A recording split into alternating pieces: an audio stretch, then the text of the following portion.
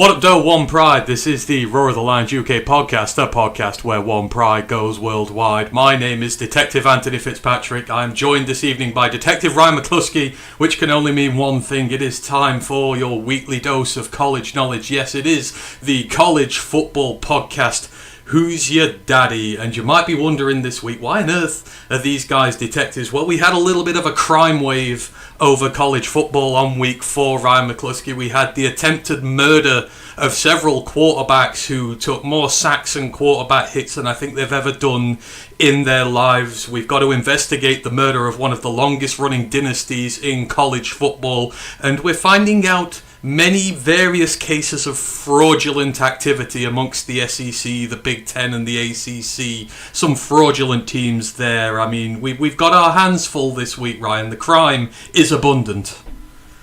Oh, yeah. There's definitely going to be, I think, the rep sheets, the warrants out for arrest. Like I say, we're going to be posting out. I'm going to be out on the streets looking to pick a lot of these guys up for multiple crimes, if you say fraud, pretending to be head coaches, and a lot of footballers out there that, they don't belong at this level. So it's been an interesting weekend. I've learned a lot, and I feel very stupid. A lot of stuff I thought I knew has come crashing down very quickly. I'm re-evaluating my things. Exactly. The more you know, the less you know in this game. The more confident predictions you make, the more you get wrong. That's what I found. Tweets already. The tweets have been deleted. The tweets have been deleted. Yes, delete tweets. That is where we're at. But yeah, we have a lot to go through this evening, as I say.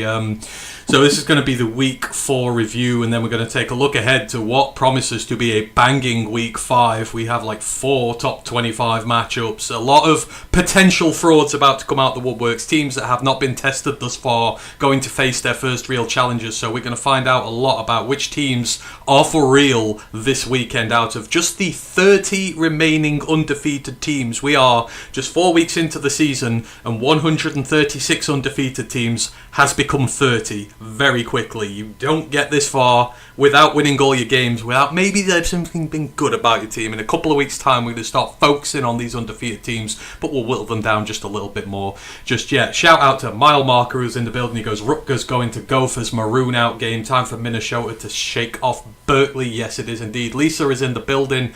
How are you doing, Lisa? Hope you are well. Brent DeWitt is in the building as well. Danny Mack is in there. Hope you're all good. As always, if you have any questions for us as the evening goes on, just let us know. Let's get all this housekeeping shillelagh stuff out the way first. Roar Lines UK Discord. If you want in, let us know. We'll fire you across a link for that.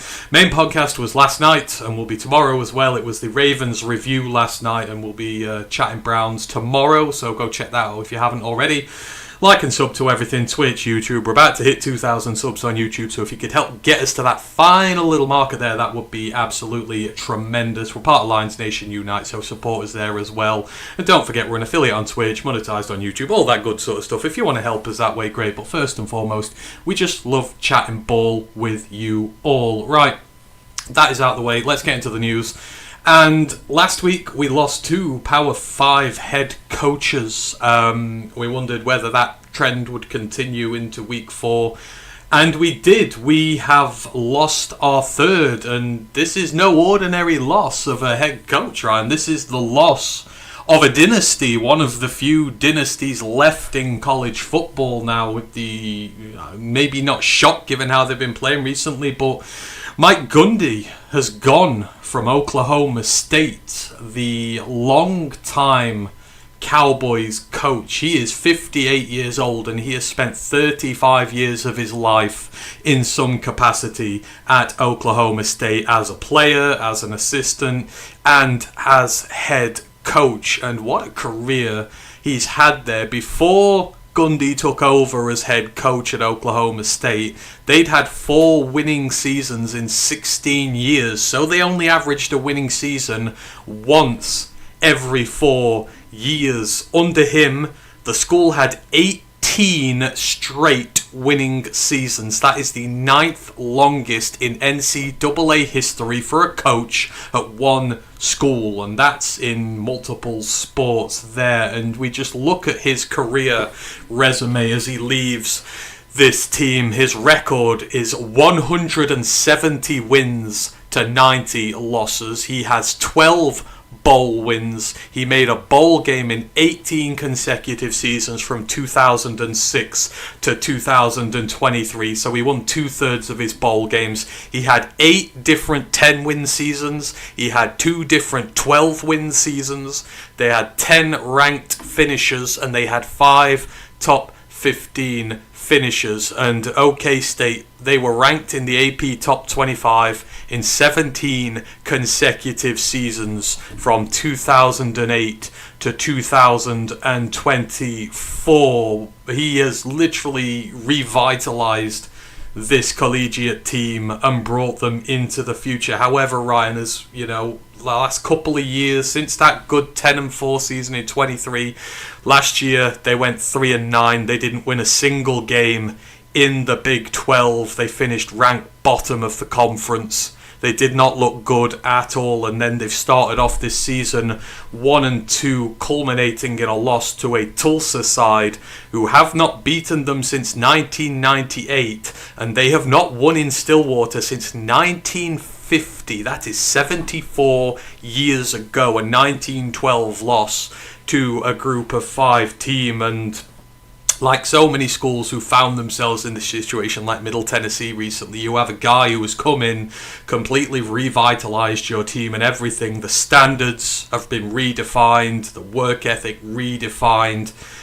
But then you get to a point where he's got the double-digit win seasons, but the championships have not quite followed, and it's, do you carry on with what you know and love? Is that where your ceiling is? Could it only get worse from here? Or do you take that step to the next level? And after this last year and a bit of pure objectivity from this team, they've made the decision to let him go and go in a new direction. But there's no doubting he has done one hell of a job for this team, bringing them into the future. Oh yeah, he's a legend. Like I say, he deserves admiration. His name should be on the stadium. Like I say, there should be a changing room, something named after him. Like I said, no one will ever forget what he's done for the team, the legacy, the talent it's produced, how competitive it's been, and the overall record.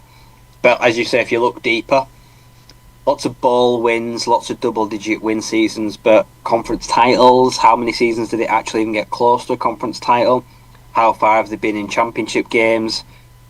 They've always kind of been the bridesmaid, never the bride.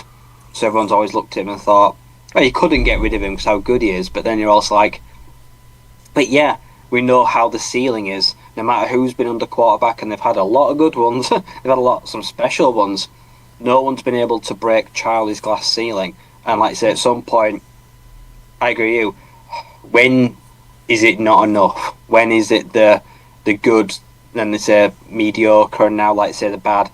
It kind of feels like the right time, and I know a lot of people saying like, oh, you could have given him 10 that season. I mean, yeah, you could have done, but they didn't. Like I say, because they don't think that they've got any better from last season. They've seen worrying trends carry over into the start of this year. And I'm a guy, so for you pull a plaster off.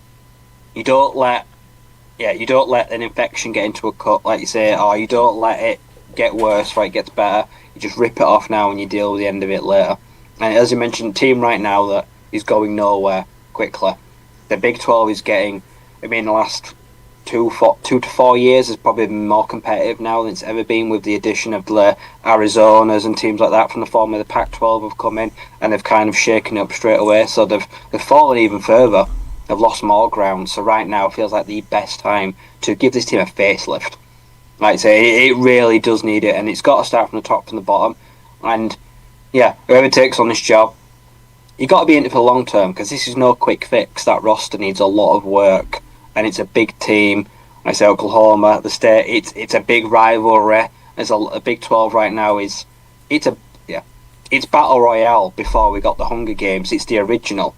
It's bloodthirsty, and it's one of those where it's going to take a long time to claw your way back into contention. And for me, I'm fine with that starting now.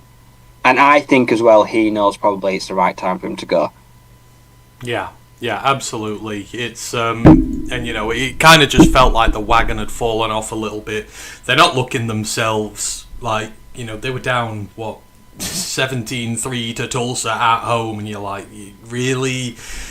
It just felt like the air had gone out of it, and like maybe the natural point had come. But there's no doubt, like you say, wonderful job he's done there. You know, we've loved the draft picks that have come from there. They're NFL-ready players. There's some big names that have come from this school, and he's made them so uber competitive. So it's going to be interesting to see where they go next, because a lot of the head coach replacement possibilities are specifically younger guys, and you know, their local rival Oklahoma, their very young offensive coordinator Ben Arbuckle, who we've mentioned a lot, is, I believe, second favourite at the moment for this, whilst John Gruden is fourth, I think. But it seems like they might be going in the younger direction after having someone at the helm for so long, maybe trying to find that young, dynamic head coach who will take them to the next level where championships follow.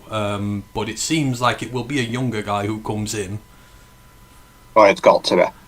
This isn't a team that can afford to go get someone in their 50s, early 50s, 60s, that's not going to be in this long haul. I think this is an opportunity for someone, like, say, in their 30s.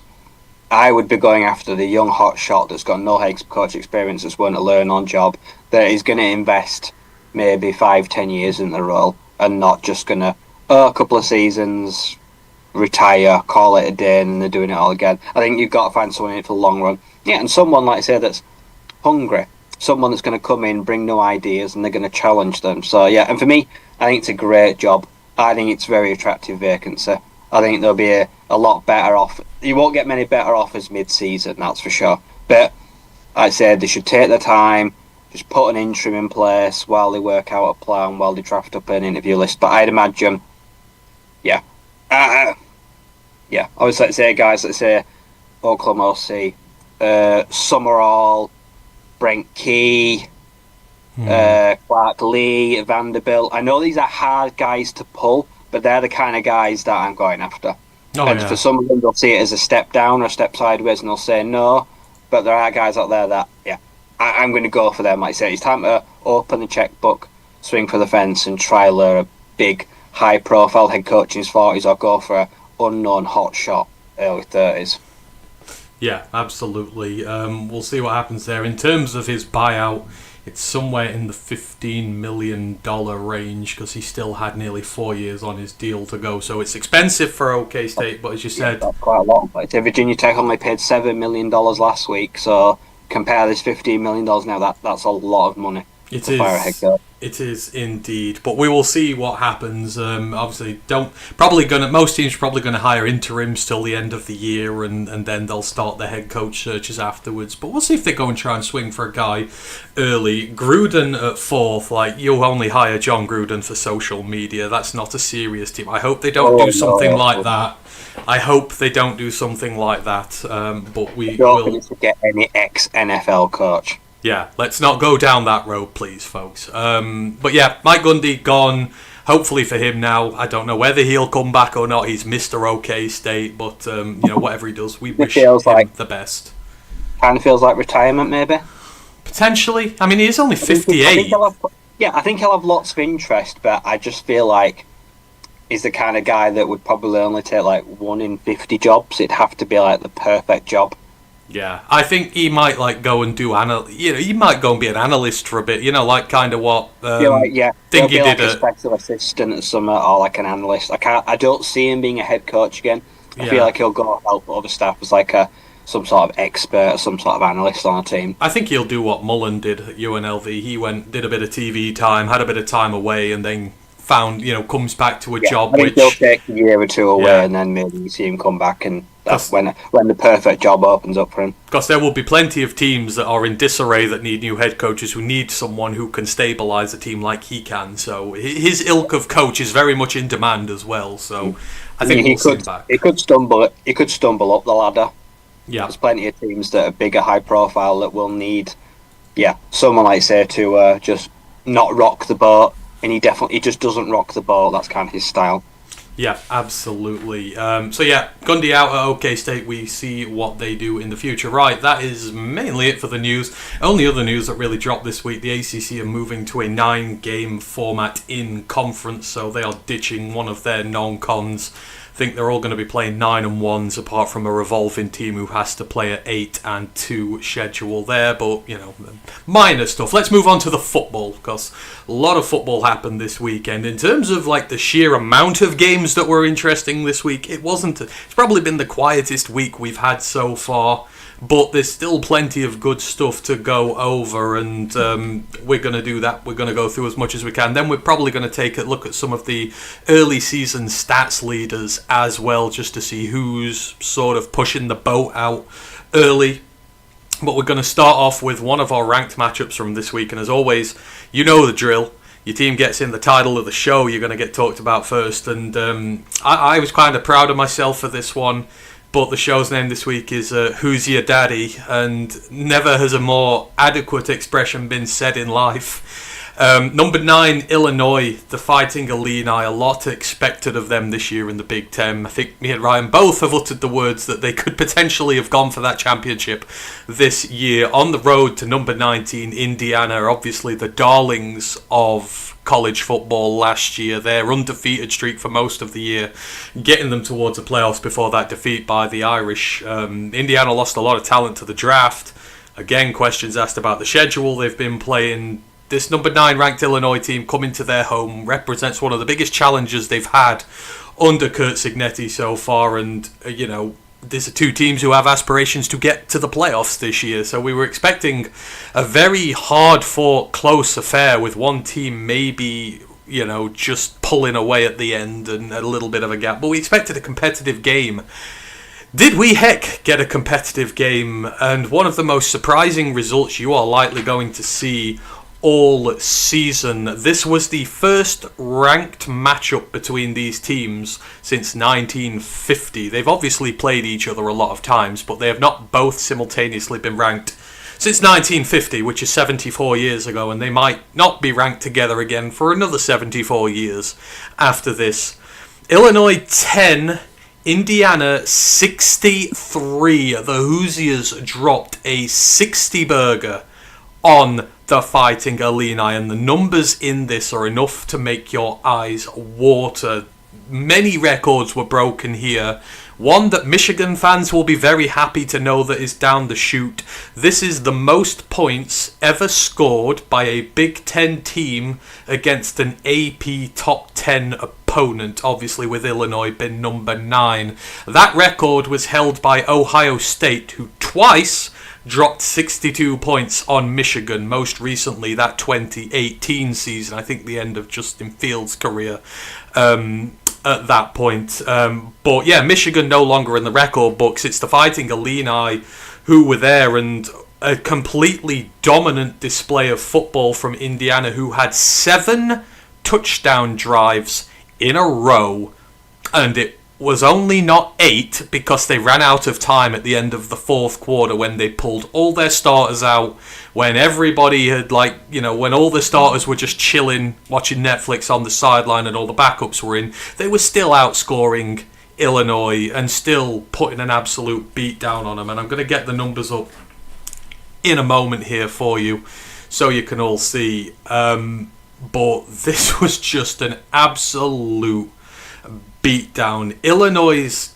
drive chart in this is something to behold. So it went 5 plays, 13 yards, punt, 3 plays, 3 yards, punt, but the punt was blocked and returned for a touchdown by by Indiana cornerback D'Angelo Pons, one of their star players making plays on special teams.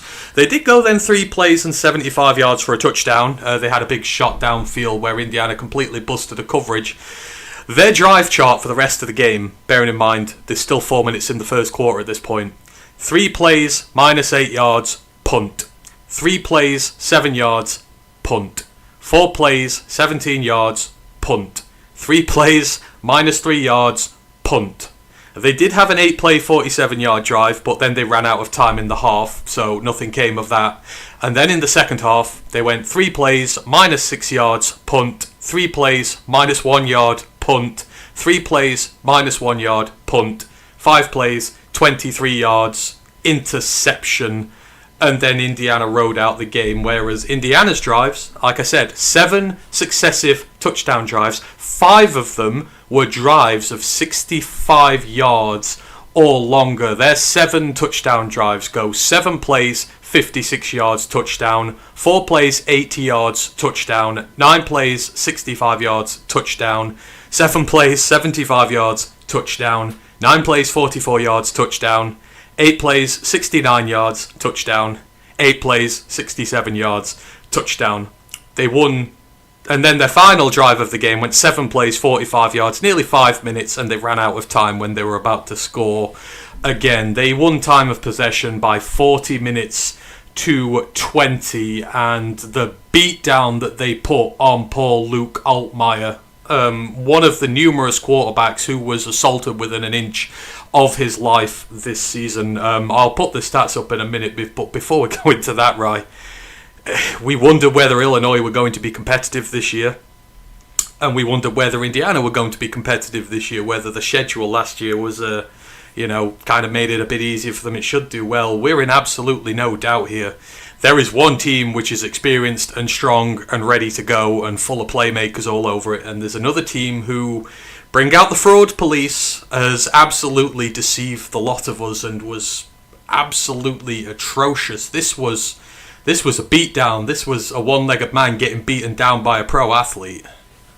Yeah, this will be up there in top 3 most one-sided all Power 4 conference games all year.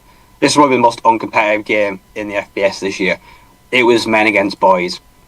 It was adults against children. It was an absolute arse whooping. And as you say, it wasn't just one phase. It was Indiana defense, Indiana special teams, Indiana offense, just absolutely pummeling Illinois, like I say. And yeah, it doesn't matter. You could have put the Incredible Hulk on the center, Superman, Spider-Man.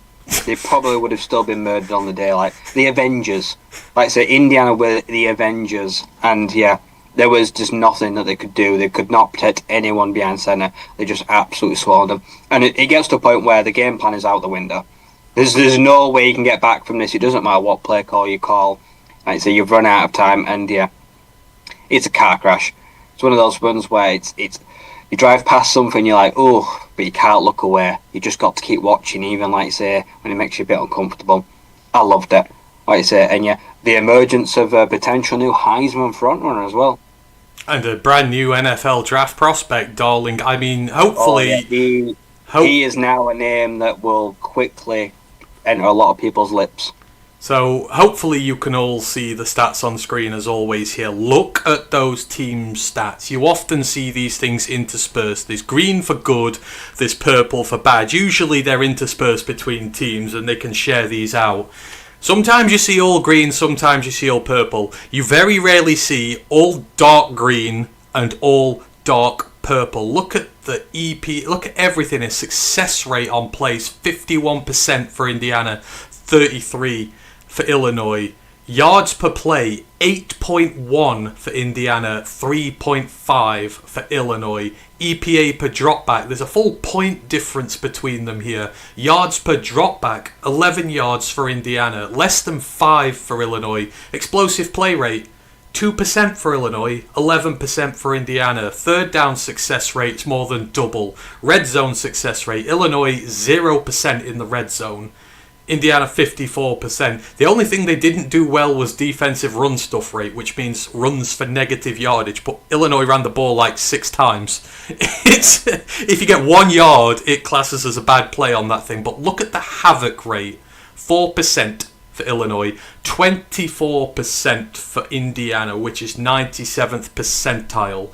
And you look across at those stats on the right hand side. Tackles for loss generated, 3 by Illinois.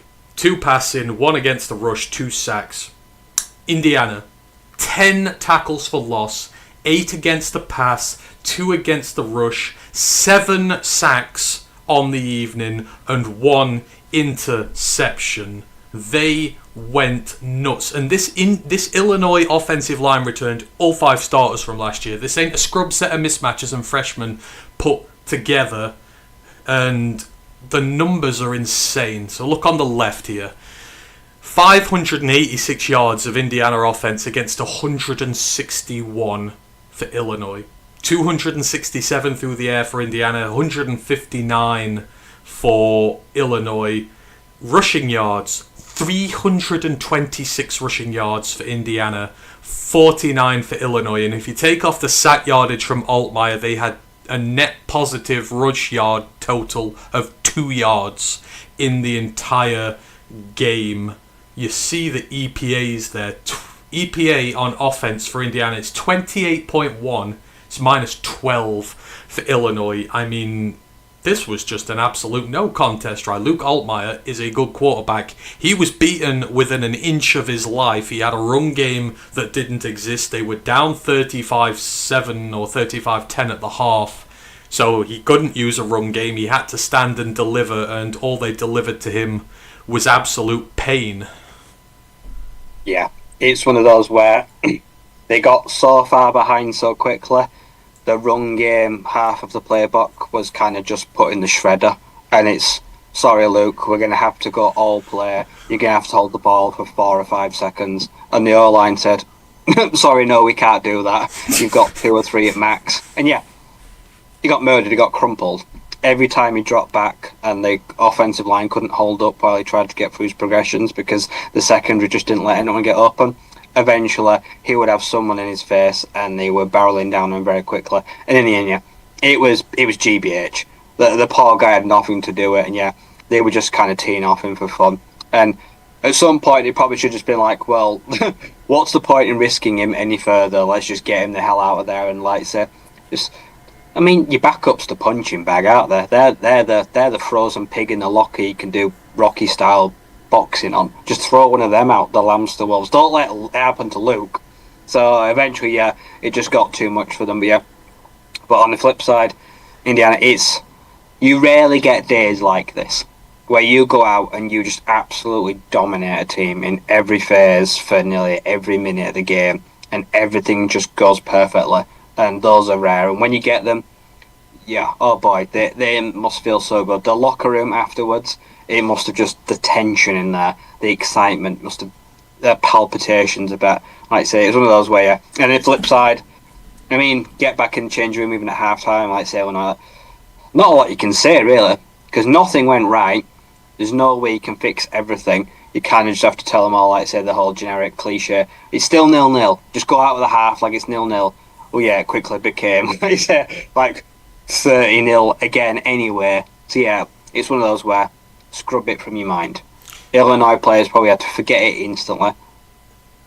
And yeah, and you look here, the numbers are scary. Fernando Mendoza, he had 2 incompletions all game.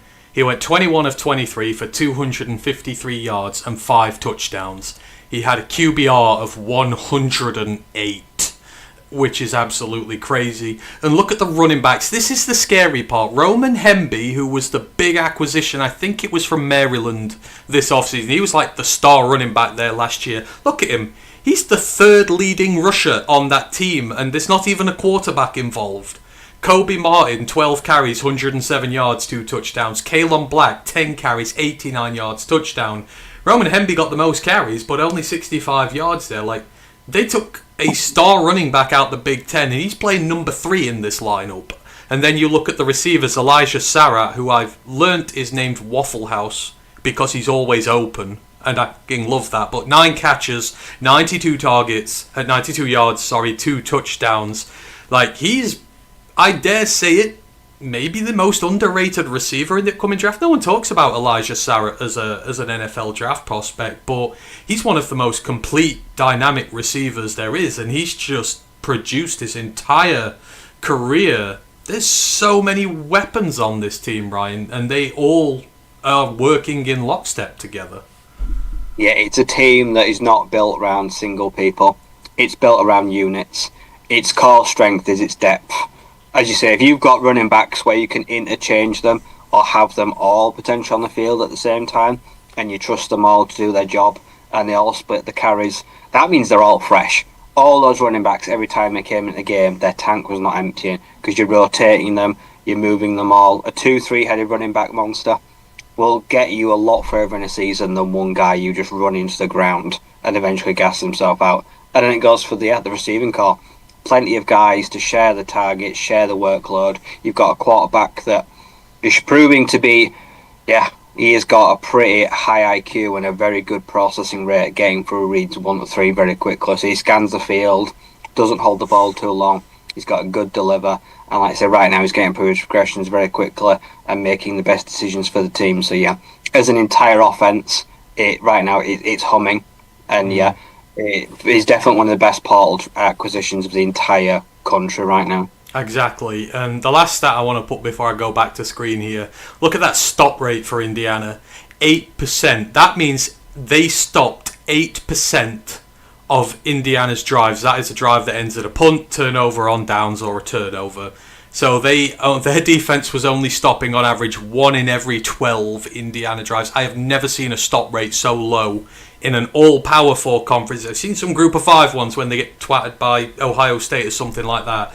Never in one that is to do with, two big name teams like that together. Is it only a blue screen? Is it not showing it? Damn it. Sorry about that, folks. I was hoping that it would be able to show the stats on there. I don't know how I'm going to go through that. Okay. Dang. We'll just have to skip that for this one then. I don't know why it wouldn't show. It should show it on Zoom. Anywho, one of the big questions we had about Indiana this year was obviously their defensive line. It was fierce last year, and it was part of the reason why they were such a good team. But they lost 3/4 of it to the draft, and we wondered, were they going to be able to replace that? Obviously, you've got star edge Mikael Kamara still there, but you're replacing your entire interior. You bought in transfers, Hosea Wheeler, guys like that. Is anyone going to stand up for you on that interior? And boy, did they. One of their new defensive... Oh, I don't think he's one of their new defensive tackles. He was there last year. Mario Landino. He was a freshman for them last year. Played 140 snaps. But he's a starter this year for them. He's 6'4", 284 pounds. 3 sacks for him in this game. 1 quarterback hit, 2 hurries, 1 battered pass, 3 run stops, and he was unblockable from his... he was playing at the right tackle position on that defensive line.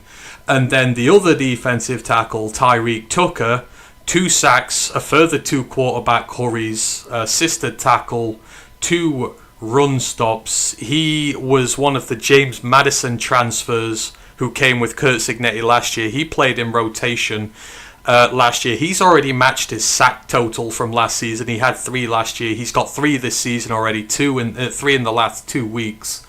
And to be honest, Mikael Kamara wasn't even really that much of a factor in this game.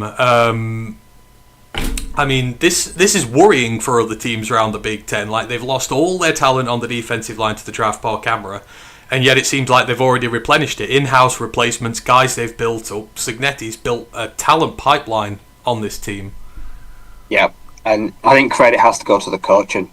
Like I say, these guys that are bringing with them from other teams and guys that last year were only taking rotational snaps in relief, or they were kind of getting those garbage time guys, like you throw them in late 3rd, early 4th, like say give the guys a rest. Suddenly they've been thrust into these starting roles, and they're now depended on to... So it's not against the quarterback, the fact he's got to anchor the run. Like I said, their primary job is, like I say, you've got to make us stout in the middle, and you've got to make guys bounce outside. So we've got time for the defense, everyone to flow across to make plays. So you've got to make sure the number one job is you keep the sturdiness and rigidness, and they've done that very well. And then they've also showed that a few of them have got a flair for winning interior and exterior. Like I say, they've got the hurries, and they've shown they've got the nice moves and also the finishing ability to bring down a quarterback. And if you've got that spread out across your line, and you don't have to focus on a star man that can then be like double teamed and taken away, it means the offensive line and offensive coordinators, they kind of got to stay honest. They can't just say, right, 3 people, you take that man out because we don't have to worry about anyone else. It's straight up, like say, hat on a hat.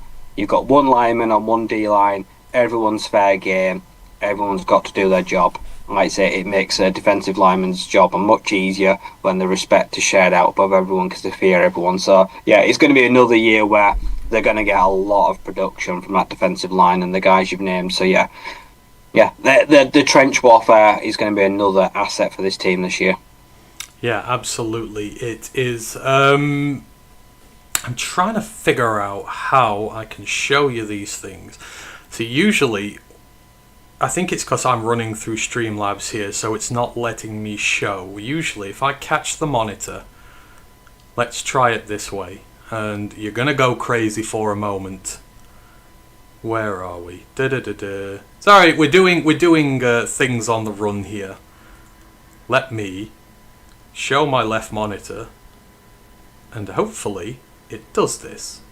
So you see me there. Hopefully you can see it now. I'll just show you this briefly because we've talked about the game here. But yeah, these are the stats on show as you can see them. Yeah, it's just absolutely nuts. Pretty much everything from Indiana's in the 70th percentile or higher. I think the highest percentile that Illinois get for anything, they're 31st in EPA per rush, and they rushed 6 times in this game. So I don't really count then. You are? That's about a quarter's worth of rushes, and they're behind. Yeah, it's they really weren't able to get anything here, but you can see on the defensive on the side, all the tackles for loss generated, the sacks, just these numbers were incredible. 24% havoc rate for Indiana is just absolutely crazy. Starting field positions were the same. Illinois had more drives in this game than Indiana, which is absolutely scary. Turnovers, there was just one in the game, the interception, so turnovers didn't really come much into it. And there, yeah, you can see all the production on the side there. 586 yards to 161 there. Absolutely crazy. I'm just going to quickly go through this, and then for the next ones, we'll let you see what goes on there. And there are all the stats from the offensive point of view. So, hopefully, that was all a little bit better. I don't know. What do you think about Mendoza? Me? Obviously, remember when Mitch Trubisky had one good season and was taken, 13th overall? Do you think any NFL GM is thinking first round quarterback? Yeah. In what's a sketchy class? It feels like someone would be brave enough late in the first. So what was he, a freshman? He was a freshman last year, right? So he's not going to come out this year. He's going to come out the year after. So I thought he was eligible this year. I thought it was like a red shirt. Is he? We'll have to check. I don't think, because he will have 2 years as a starter when this year is done. Maybe if they go to the playoffs and they get a playoff win or two, he might try and sneak in. I think he's got the frame. I think he's got the arm. I think he's got. He's a big guy. Yeah, I think he's got everything that he wants there. So we'll have to see. Apparently my voice went funny. All right, I will just do this as we normally do. I'll just have to tell you guys the stats rather than letting you see them because it seems to be messing around. I'll work this out for a future episode and do it right. But I'm hoping let me know if you saw the stats back then. If you do, I will try and put them up for you. So, right, let's move it on. So, it's an absolutely tremendous win. In fact, no, quickly, there are other guys on this Indiana team. So, D'Angelo Pons, I mean, what are we going to say with him now? Like, done the return interception on the punt block, touchdown for him. We're looking at one of the best corner prospects this year coming out. He's probably going to come to the draft, I would say. I mean, there are legitimate draft prospects all over this line now. This is his 3rd year in college. He will be eligible as an underclassman. 6 interceptions, 18 pass breakups. Like, his career PFF grades have been 89, 83.5. It went down because he went from Group of 4 to Power 5. He's up at 80 this year. He has a 7.9% missed tackle rate over his career, even as a rook. Played as a true freshman. He's given up 71 receptions on 141 targets. That's just 50%, which again, considering he's been playing for a true freshman, I mean, again, we may be looking at one of the most underrated players at the position on the entire roster. 5'9", 173, maybe bulk him up a little bit, but Pons is an NFL player in his own right? Oh yeah, definitely. It's experience. 3 whole seasons under his belt now. He has played a lot of football. He's been very productive. He's done it at multiple levels. and he's proven that, as you say, a small, slender frame has not held him back at playing in the Big Ten on the outside against some mammoth receivers that have absolutely towered him and physically have outmatched him. But the fact is, IQ, he's got good feet, good hips, and he's a smart player that has shown that he does not back away from any challenge despite how small friendly stream is. He's got to declare this year well. You got to strike while the iron's hot. I don't think you'd come back and risk anything. And like I said, I think you're looking at a solid potential day 2 option there, even with the smaller, slender frame that can, if you put some muscle on it, I think he could make a very good, serviceable level player at the next level.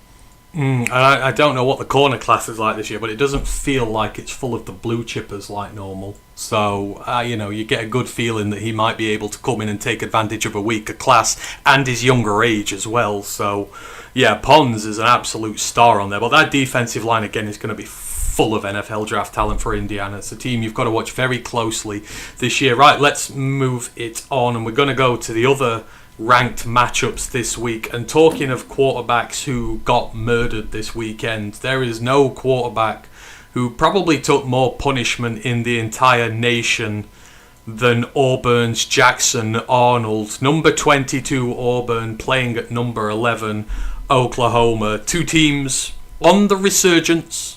Good, young, talented quarterbacks come into their room. A lot of cause for optimism, both unbeaten to this part of the season. Obviously, Oklahoma have taken down Michigan. Auburn had some decent wins on the resume as well.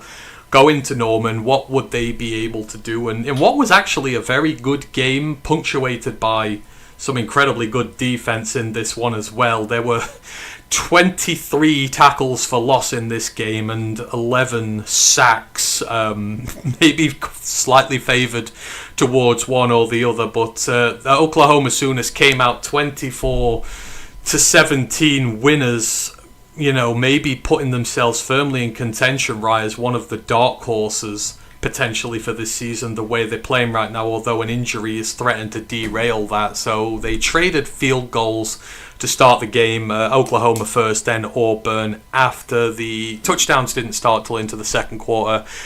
John Mattia, beautiful pass to Isaiah Satinia the third, who probably one of the performances of the weekend from a receiver. Some of the catches he made were absolutely insane, moving the chains to put Oklahoma 10-3 up.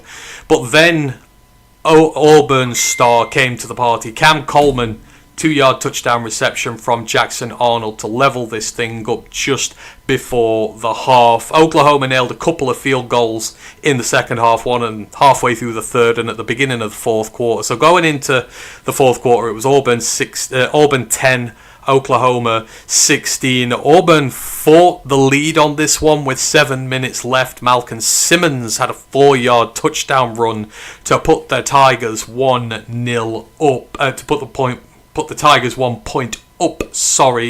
Oklahoma responded in kind. John Mattia, clutch drive from him, some big throws down the field, and then he rushed it in from 9 yards out to give Oklahoma the lead with 5 minutes left. But then the Oklahoma defense arrived and shut this game out completely. Auburn had an opportunity to try and win this game, but their drive went 7 plays, minus 8 yards, sack after sack after sack, ending with a safety. Mason Thomas, the star Oklahoma defensive lineman, sacked Jackson Arnold back in the end zone for a safety to give them a 7-point lead. Auburn tried an onside kick, were unable to do recovery on that, and Oklahoma were able to see the game out. However, overshadowed at the end of this game an injury to John Mattia to his hand, which has required surgery, which is going to put him out for some time. He's now placed in the Red River rivalry, which is on October the 13th or the 11th. It is about two and a half weeks away, give or take. Is in jeopardy now, and this really good start for them. They've lost their quarterback, but in this game in itself, right, Oklahoma's defense, 10 sacks in the game, 14 tackles for loss, 11 against the pass, 3 against the run, they made life hell for Jackson Arnold and eventually just broke this Auburn team apart in a low-scoring game. They were able to keep the offense nullified, and a tremendous performance from that defensive line again, and not much Jackson Arnold could do to try and save his team. No, he tried everything. And I think it's a great job for him, like say Oklahoma, probably of watching film and realising, like say, what kind of Auburn wanted to do. Because if you think about Auburn, Baylor, Jackson Arnold killed that Baylor team with his legs. There were so many scrambles and runs through the middle, and Oklahoma said, we can't let him do that. They were so firm up the middle, he wasn't able to scramble, he wasn't able to get outside of the pocket and extend plays with his legs. The offensive line was just crumbling around him. Auburn and those 10, scramble opportunities Oklahoma where he could kind 16. of make those plays Auburn out of nothing. fought just the weren't lead there. on this one with 7. Away. And the Oklahoma defense as a whole was tremendous. They were collapsing the pocket, and like I say, they were flushing him out, but flushing him into more trouble. And in the end, even Houdini could not have escaped most of those Oklahoma defensive linemen. It was an outstanding job for them. And in the end, yeah, there wasn't a lot Jackson could do. He wasn't even holding onto the ball that long sometimes. There was just a guy in his face straight away, and he was kind of having to make decisions on the fly, which resulted in a lot of negative plays. So that gave them, Oklahoma a good amount of field position, got the ball back plenty of times, and yeah, they were methodical about they went their own drives. Mattia played a good, clean game, and made good decisions when to keep it, when to pass it, and they moved the ball and changed well. But yeah, I was very impressed with the Sooners, especially on their coaching, how they devised a plan to make sure Jackson would stay in the pocket and couldn't break away and cause havoc at the next level. Yeah, it was so impressive, and it goes to show Oklahoma, they've not been the greatest team in recent years, but their investment in youth has started to pay off on that line. Obviously, Mason Thomas, nobody talks about him. 9 sacks, 10 QB hits last year. He has started this year off with a bang, but then in this game, David Stone, he was the big 5-star recruit from last year. I think he was a 5-star anyhow. He comes to the party with a sack. Jaden Jackson, also a true freshman last year, 2 sacks for him in this game. Those young freshmen who took a little bit of trial by fire this year have developed very nicely into their sophomore years. And they've got a very good young nucleus on this defensive line now with a star edge on there. There's going to be a lot of teams in the SEC who are going to struggle with this line. Yeah. It's going to cause havoc. It's going to cause mayhem for a lot of guys because it's got speed, it's got power, it's got muscle, it's got youth. Like I said, these kids have got high motors that are not having to take plays off. They can kind of go off all 4 downs on most drives of the game. And then you look at their future recruiting classes, but there's more of them coming next year. So you can have more 4 and 5-star freshmen. Like I said, as you said, they're building a really strong young nucleus that's going to run right through the middle of that team. And I think slowly but surely they're going to work their way into the SEC and sooner rather than later, pardon the pun obviously, they're going to kind of get there. They're going to work their way in Chenchen. They're building a great coaching staff that you don't want to see nabbed, but rumours it could break up quite quickly. But I think they've got that, and then you've got talent on the field, like I said. They're going to become a dangerous team at some point of this year. It's just, like I say, at the worst possible time, he's rumoured to miss 4 games. They say, what state will the team be in after the next 4 weeks? Because 3 of them are SEC games. I think 2 of them are ranked. Yeah. So that makes me really sad because suddenly, like you say, you're all the way up here and then you're like, oh, rain check. Yeah, reality check, back down here. Yeah, it just felt like they've got the defense that's going to cover, what their offense is able to do. And Mattia has looked... Answers on a postcard. He didn't come in this game, did he? That's the weird thing, isn't it? Mattia played the whole game.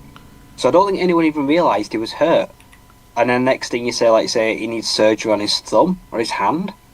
Yeah. I think that's probably why it shocked people. Because the fact is, like you say, he managed to play through whatever it was.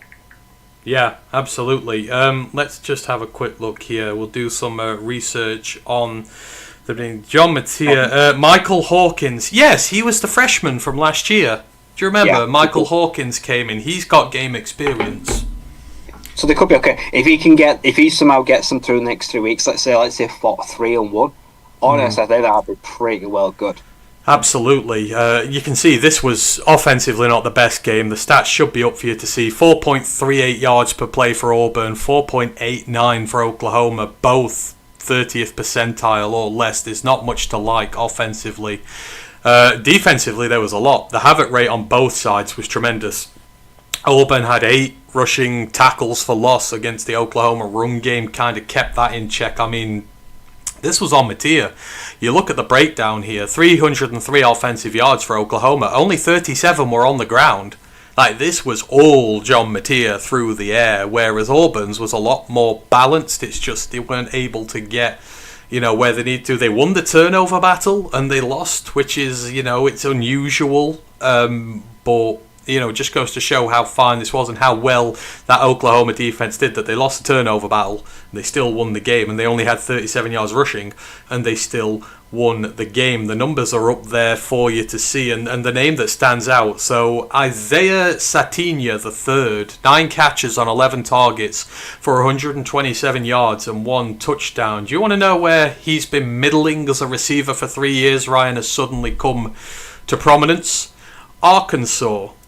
Can you think of another Arkansas wide receiver who has not reached his full potential with that program and then has gone on to become something far greater than what that program was able to make of them? I think of a few. One on the Detroit Lions this year, Mr. Tesla, but another he had like 400 yards for Arkansas last year, but some of the catches he made were absolutely sensational. I mean, Mateer's throwing was great, but at the same time, this kid's legit. Like, you could see the emergence of another bona fide threat for an NFL draft in the near future. Yeah, he had Yes, absolutely stellar game. I'd say one of the offensive weekend performances. Everything that came his way, like I say, and there was some of them, like I say, where it was wide open, but some of them, like I say, they were firmly in contested catches. They were one of those where he out-muscled guys, showed his strength and showed his ability to play away from his body. So he had an absolutely great day. Like I say, Mateer clearly trusts him now. He's going to maybe be one of the guys they look to go on towards the whole season. Yeah, thank you, Brent. I checked the stream, and I know they are showing there, so sorry about that, y'all. I have to do it different ways when I'm hosting the stream and when I'm not hosting the stream, apparently. But yeah, tremendous. Cam Coleman is coming to the show. He is looking every bit the 5-star receiver there. 3 catches for 88 yards and a tutty for him. He does, but just feel like Auburn are going to waste him. It does. It's going to be a shame. How patient is this kid? Because, like I say, if he wanted to enter the portal at the end of the year, I don't think anyone would begrudge him. He'll make millions and millions of dollars. And like I said, I predicted him with the Bletnikoff. I don't know if the Auburn can deliver that. Even I think he is one of the best guys in the whole country. Yeah. Played well, but it just felt like it was in vain. Like I say, there was one player that missed rugby tackle on him. Didn't get called for the pass interference on the guy had him round the waist and slammed him to the ground. That's what you've got to do to stop the kid. Yeah, exactly. But yeah, he's awesome. There was a few interesting officials' decisions in this game. I think that upset a lot of fans. Oh, there was. There was the there was the fumble punch out right, which they called an incomplete pass. Which was clearly a reception. The guy was running with it and he lands on his back and the ball is out. And didn't they return it for a touchdown, Auburn? If I remember rightly, I think they returned it for a touchdown. It got overturned. Then Oklahoma scored a touchdown. I thought it was a legit play, and I was shocked when they called it an incomplete pass. Like it seems to change all the time. Like he catches it 1 foot, 2 foot. But then he said they didn't complete the process of the catch when it got knocked out. I'm just like, in the NFL, that's a completed catch. Or is it 3 steps? I don't know. But, yeah, I think the refs got canned from this one. They're not reffing this weekend because they were complained about vociferously. They'll be back, but, I mean, it's a big win for Oklahoma, but unfortunately they've paid the price. So hopefully Hawkins can see them through until Mateer is back. Because, they deserve a good year and they look a good team. That defense looks legit, but for Auburn, all is not lost. Again, another offensive line that returned 5 starters. It's got Connor Lew, one of the best centers in college football, just was made a mockery of. But, next week comes and we'll see, but I don't think it's over for Auburn just yet. In terms of the third all-ranked matchup we had in this one, a first true test of the money bags. The guys who went and spent all the money in the off-season and, have taken advantage of NIL more than anybody else, wondering whether they can go out against an established power and prevail, see how legitimate they are. Of course, we're talking about Texas Tech, the Red Raiders, on the road to the Utah Utes, who they've had a down year or two, but they've run the pack recently. They're a good team, and they're a very tough nut to crack, and you wondered what they were going to do. Utah were favoured by nearly 4 points in this game, but they needn't have been. Texas Tech 34, Utah 10. They went into the home of the Utes and they absolutely obliterated them. Started it off early. Cameron Dickey with a 1-yard touchdown run after less than 5 minutes to put Texas Tech 7-0 up.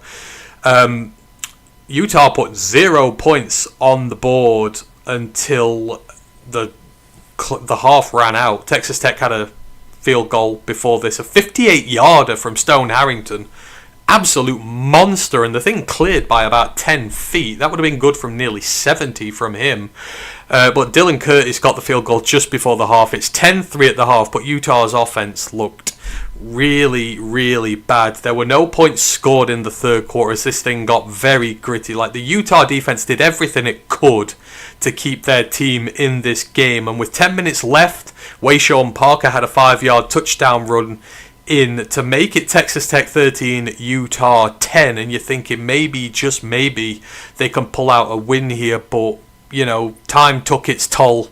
Their defense was out there a very long time, and in the last 10 minutes, Texas Tech, maybe putting aside the fear they had to begin with, just went absolutely nuts. Terrence Carter did it first, 24-yard touchdown pass from Will Hammond. Then they had a touchdown run from Cameron Dickey. It was a 24-yarder. And then Reggie Virgil, 21-yard touchdown pass from Will Hammond. 3 scores in less than 7 minutes. Just blew this one absolutely wide open. And Utah at the end of this game just couldn't do anything. There was an interception, there was a punt, it got messy late on, right? The Moneybags came to town, and they looked nervous early on, like they'd not played in these big game situations before, which they haven't really recently, but, when the chips came down, they really went to town on Utah and exposed just how fragile that offense is. Yeah, and I think we're finally seeing the emergence of the money spent on the D-line. David Bailey, Romello Heights, Lee Hunter, like I said, that whole star-studded line. And you're going up against the 2 best tackles in football, no problem. Like, so if you put money in the right places, Texas Tech, that D-line could ride them all the way to a Big 12 title. They were absolutely just nullifying anything. And we know how good Devin Dampier can be, especially standing players with his legs. Didn't get many opportunities. That defense for Texas Tech was absolutely snuffing it out. And this was an interesting game because the defense had to step up because Barron Morton, what quarter did he get injured in? I think it was the first quarter.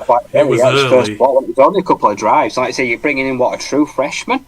Like you saying, Will Hammond, who I thought was an absolute fantastic performance for a freshman quarterback coming into one of the biggest games Texas Tech has played in years. He looked absolutely great further down the line. But yeah. Can money buy you happiness? Not always, but can money buy you a damn good football team? Yes, it certainly can. But they've also still got to gel. And right now, like I say, getting into week 3 of the season, they're gelling. Like I said, they're clicking. Like I said, I remember we did like a pre-season watch team. Reggie Virgil, I put him in, the former MAC receiver. He has now shown that he's using that big, strong frame, and he's taken big life to Big 12 football like a duck to water. He looks fantastic. He's been a great go-to reception. But yeah, the coaching staff, the money that's been spent, Texas Tech is building, and they're gaining momentum. And someone's going to have to stop them before they turn into the bus in speed with Keanu Reeves, because it may be too late by the time they get up to speed. Good luck. Yeah, Will Hammond's a redshirt freshman, but he did play last year. He threw for 480 yards last year, so he got experience as a true freshman. So not a bad backup to have. 6'2", 210 was absolutely tremendous.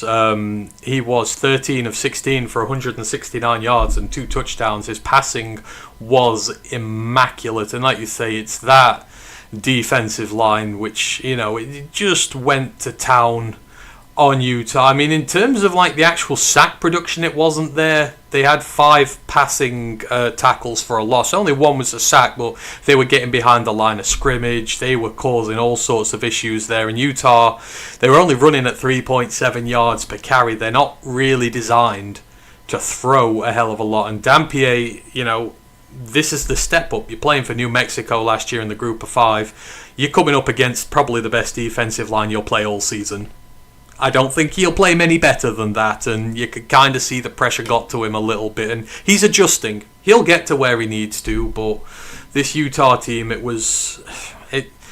they're in transition still, right? I think, you'll look at what's there. They had 7 different guys try and take a carry, trying a lot of different guys out there. In terms of star receivers, you had Dallin Bentley, who had 6 catches for 75 yards. No one else, Ryan Davis had 10 catches for 70 yards, but no one else got out of single figures for receiving targets. It's kind of, they're still developing, but that defense of theirs still loaded with playmakers. I mean, to, keep Texas Tech down for that long, to give them a chance. It wasn't till the final 7 minutes of the game where this thing really blew open. But you've still got some great players on that defensive line. Jonah Liea, 3 QB pressures for him, 4 tackles, 2 run stops. Jonathan Hall, their captain on team, middle linebacker, he had a bunch of, he had like 11, 12 tackles on the day. Nate Ritchie, the safety,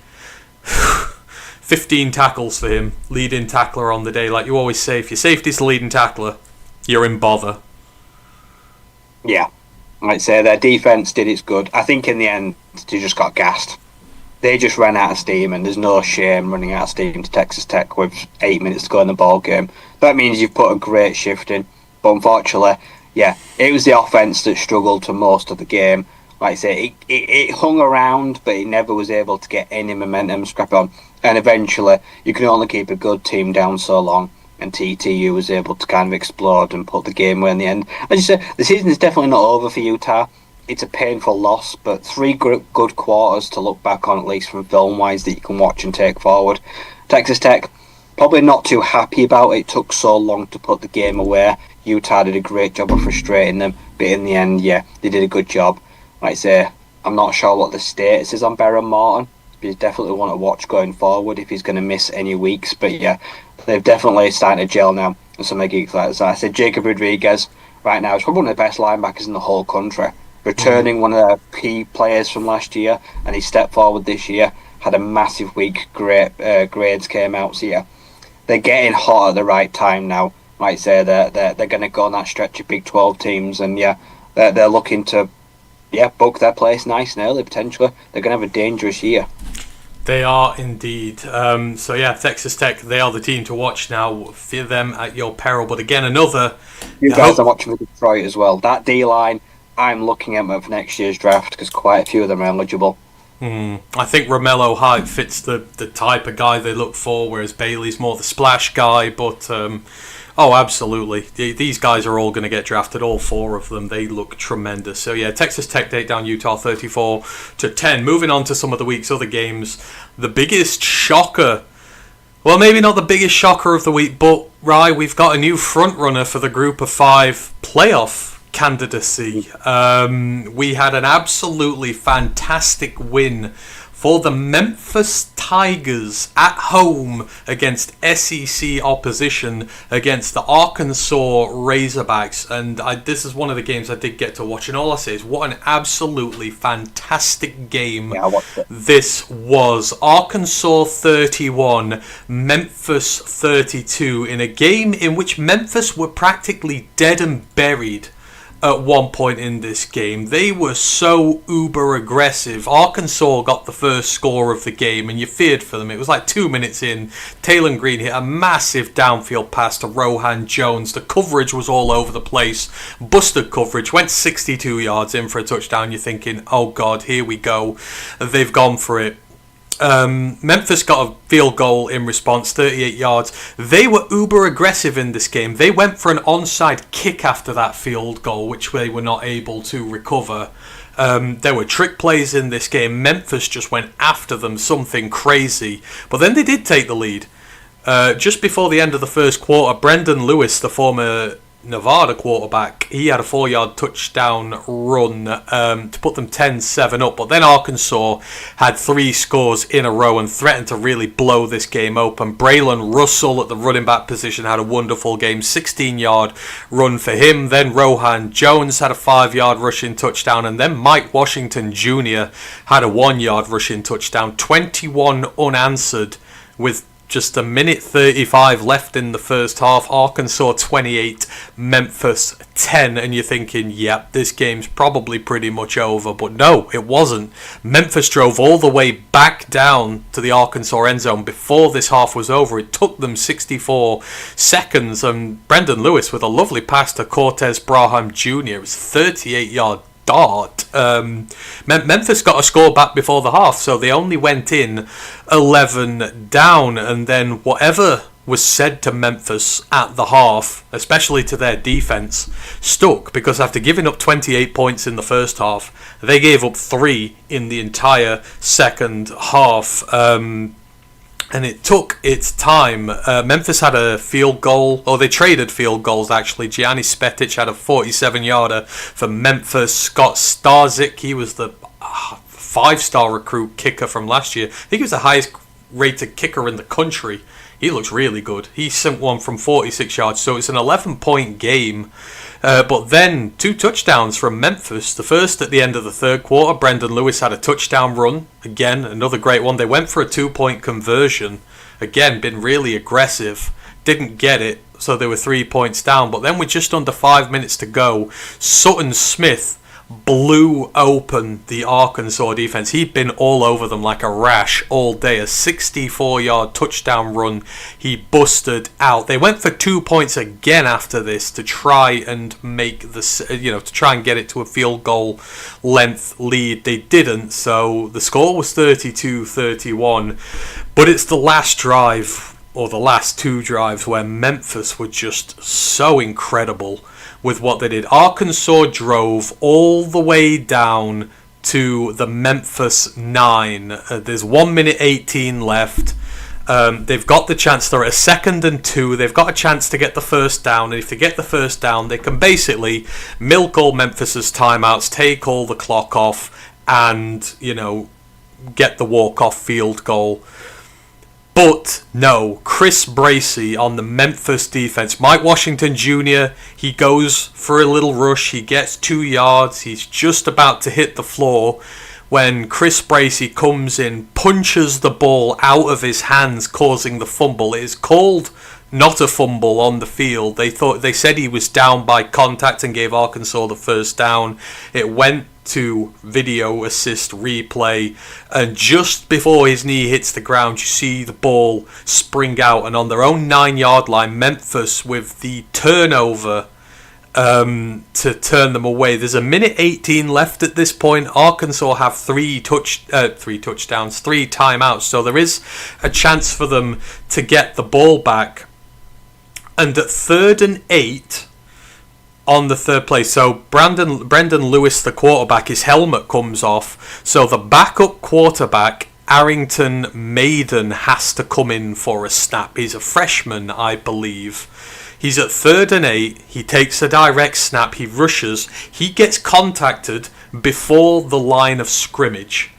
He's got a 390-pound defensive tackle hanging off him, and I don't know how he does it, but he drags his fat ass 8 yards all the way over the first down line and takes the tackle with him, gets the first down that wins Memphis the game. I've not seen anything like it ever. The backup QB coming in for one play and dragging a 390-pound tackle with him. He's like 200 pounds himself.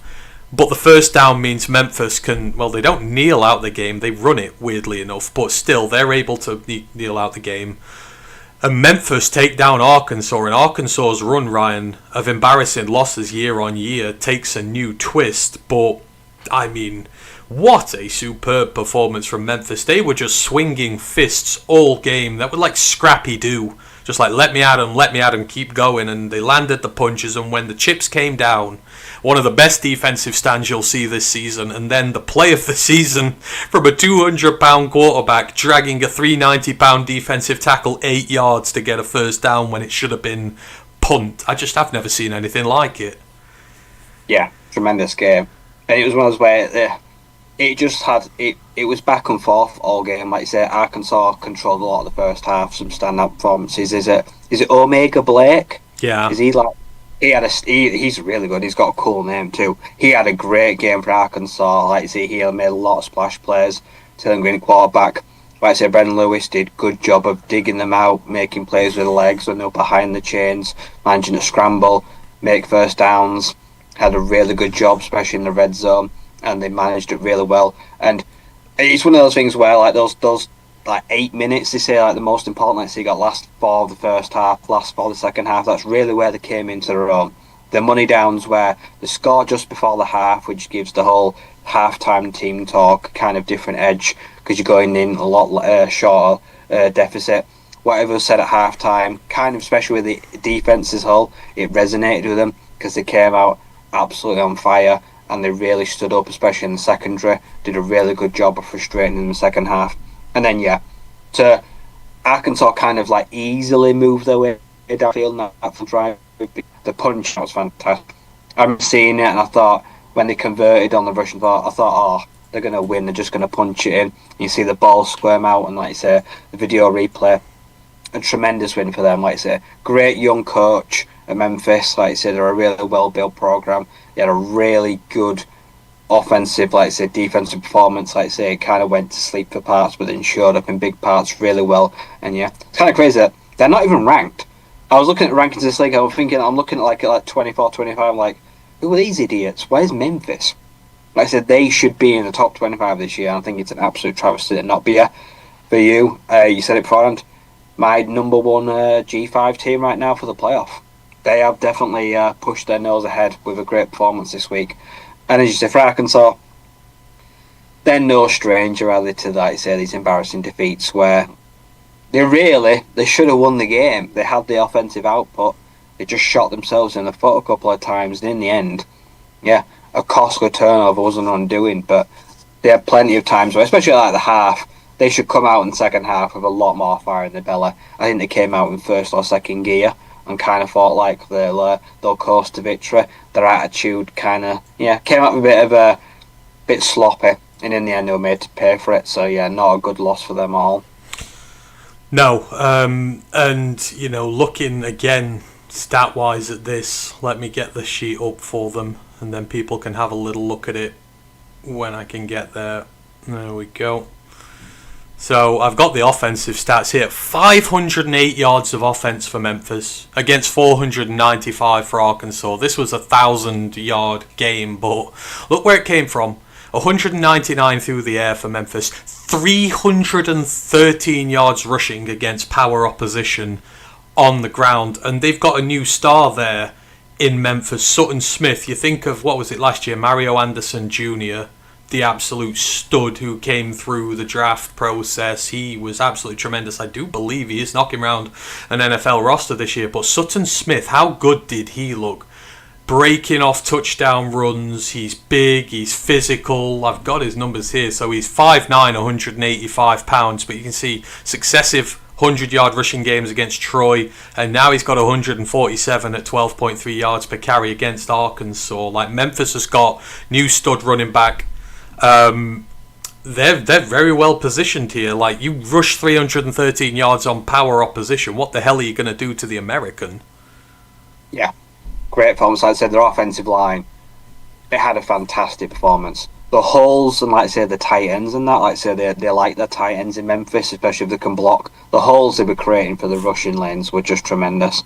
They were carving Arkansas up like a Christmas turkey. So getting to the next level, bulldozing guys, and in the end, Arkansas was they were bleeding. There was gashes all day constantly. And to say Arkansas controlled a lot of time, like I said, it felt like they had a lot of possession. Memphis, like I say, were able to just like rack off these big plays that didn't take a lot of time at all. Like, this is that advantage of like the clock for Arkansas. It just didn't really mean anything in the end because they were not able to stop these big splash plays. Exactly. Arkansas's case, I mean, this is bad. Like, you have one of these every year. It felt like they were finally going somewhere, but then the KJ years ended. They've not really recovered from that. Taylor Green, I love the kid to bits, but you see in there he's throwing at 50%. 2 picks, 2 bad picks as well, like trying to throw the deep shots downfield, just not getting the air you wanted to. I mean, fairness, this was pick central. There were 5 turnovers in this game, 2 throwing ones from each side, like DB's 8 in this game, despite the fact 63 points were given up. But it just feels like Taylor's going the way of KJ, right? He does put up the numbers, but the game just doesn't seem fully complete enough to, threaten a draft going forward. No. As you say, the stats will always look good on paper, but then they don't lead to wins. There's the notable losses there. And it won't even be the number of turnovers, it's the fact they're so costly at bad times. Like you say, he tries to do too much. He's trying to be Superman, like you say. He's throwing, like you say, these fade routes. So he's throwing the skinny post down the middle. But he's not done out to the safeties. Like, they're just there waiting. That's what happened in this game. They were just like lapping them up, gobbling up those interceptions because he was dropping balls and not fair. And like, there's 3 guys there, and your receiver just does not stand a chance. It's either going incomplete or it's getting picked. And those are the kinds of one where he's not a kid anymore. He's got to learn that you can't throw that ball. It's just a hospital ball, and it's begging to be picked off. And the ones that do cost him games, yeah, he'll have great numbers, but.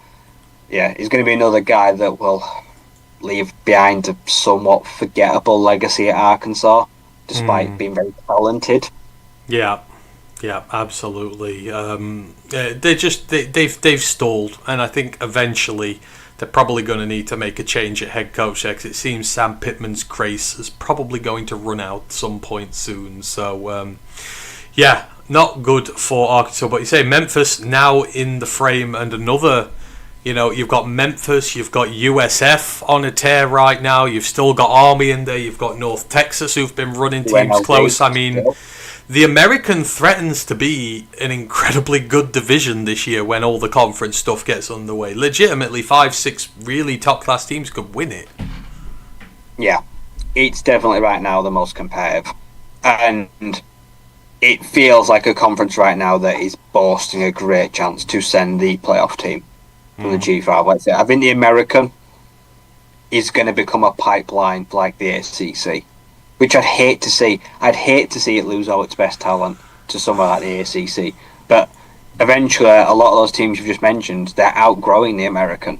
Yeah. And yeah, I mean, American to me is the closest you've got to the 5th power group right now, like I say, because you've got genuine teams that can go toe-to-toe with guys of, like, say, from the Big 12 and the ACC weekly. So right now it's kind of like, say, it's like the third emergency service. Like, say, it's not official, but at any time you feel like any of them could do this job and take down a Power 4 team. Yeah, absolutely. Right.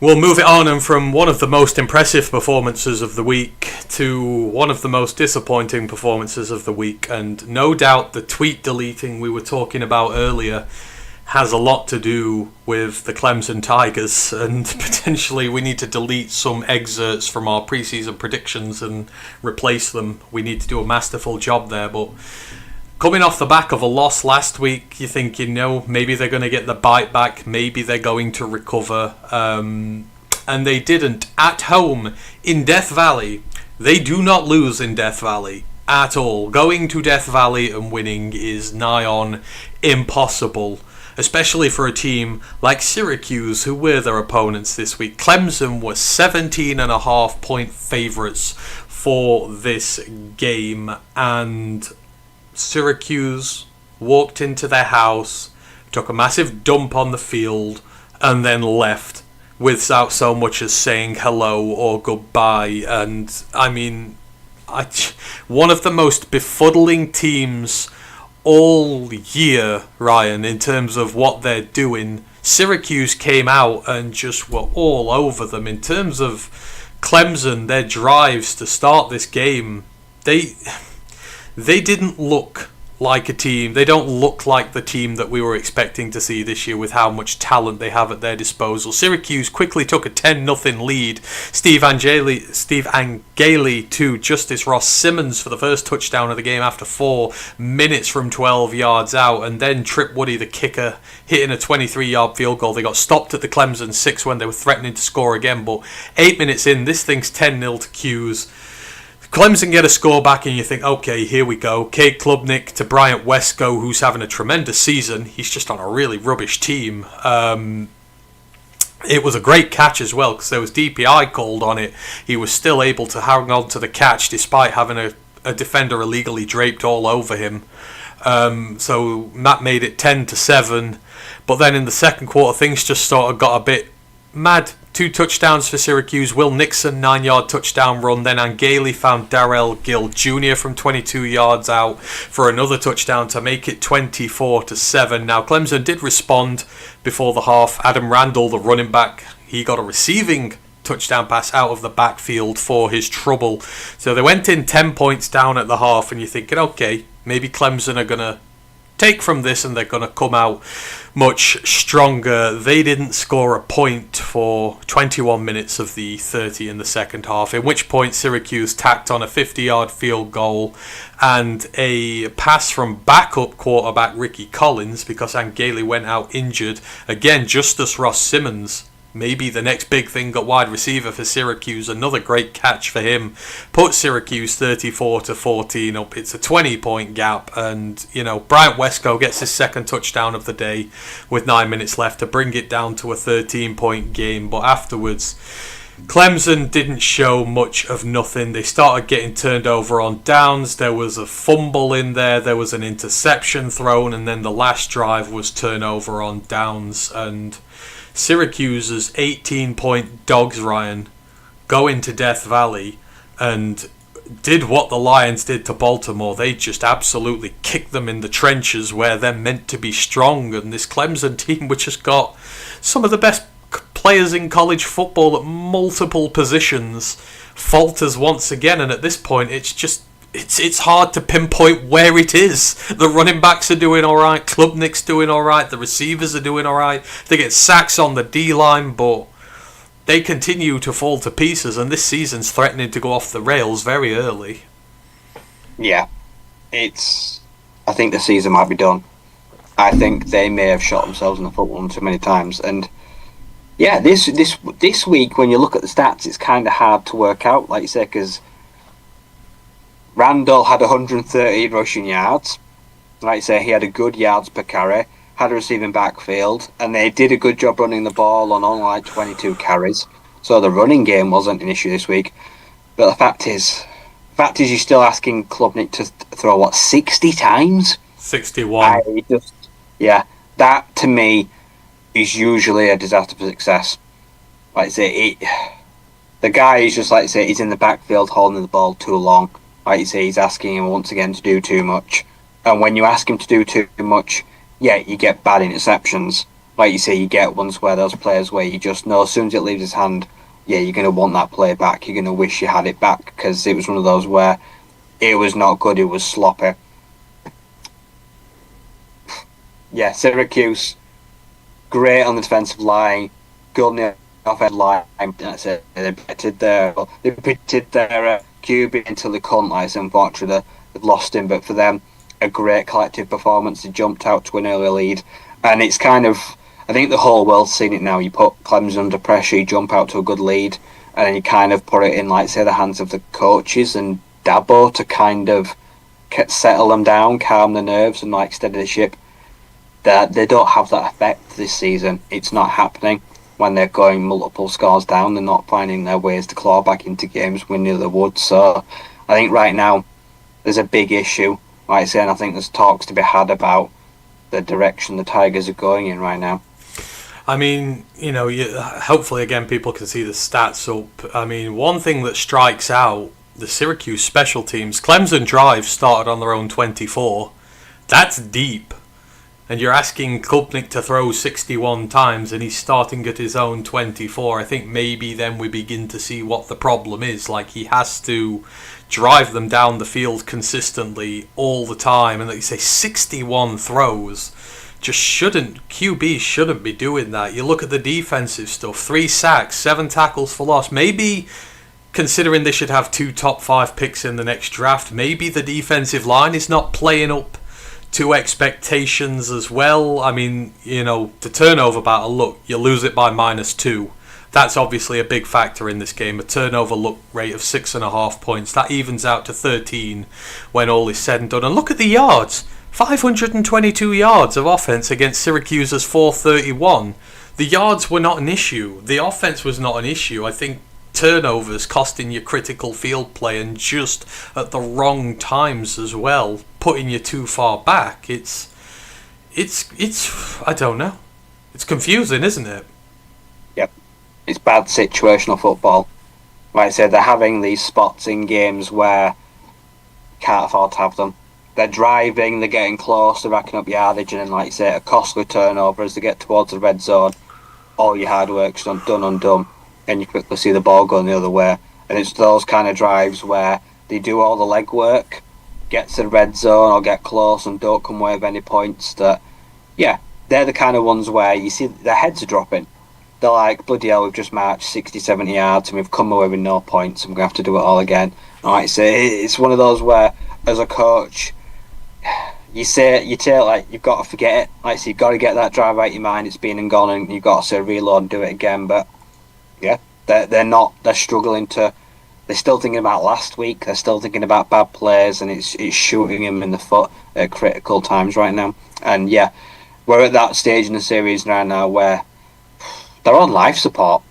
Like I say, and at some point, like I say, if he still keeps in his errors, at some point you're gonna have to sit him. Like, kid, I can't believe I'm saying that. At some point, Klubnik, you may have to sit him if he's making these very costly errors like that. Even just for a game, just to take him out of the firing line and kind of reset him for his own good. At some point, you're going to have to say, like, you're hurting us.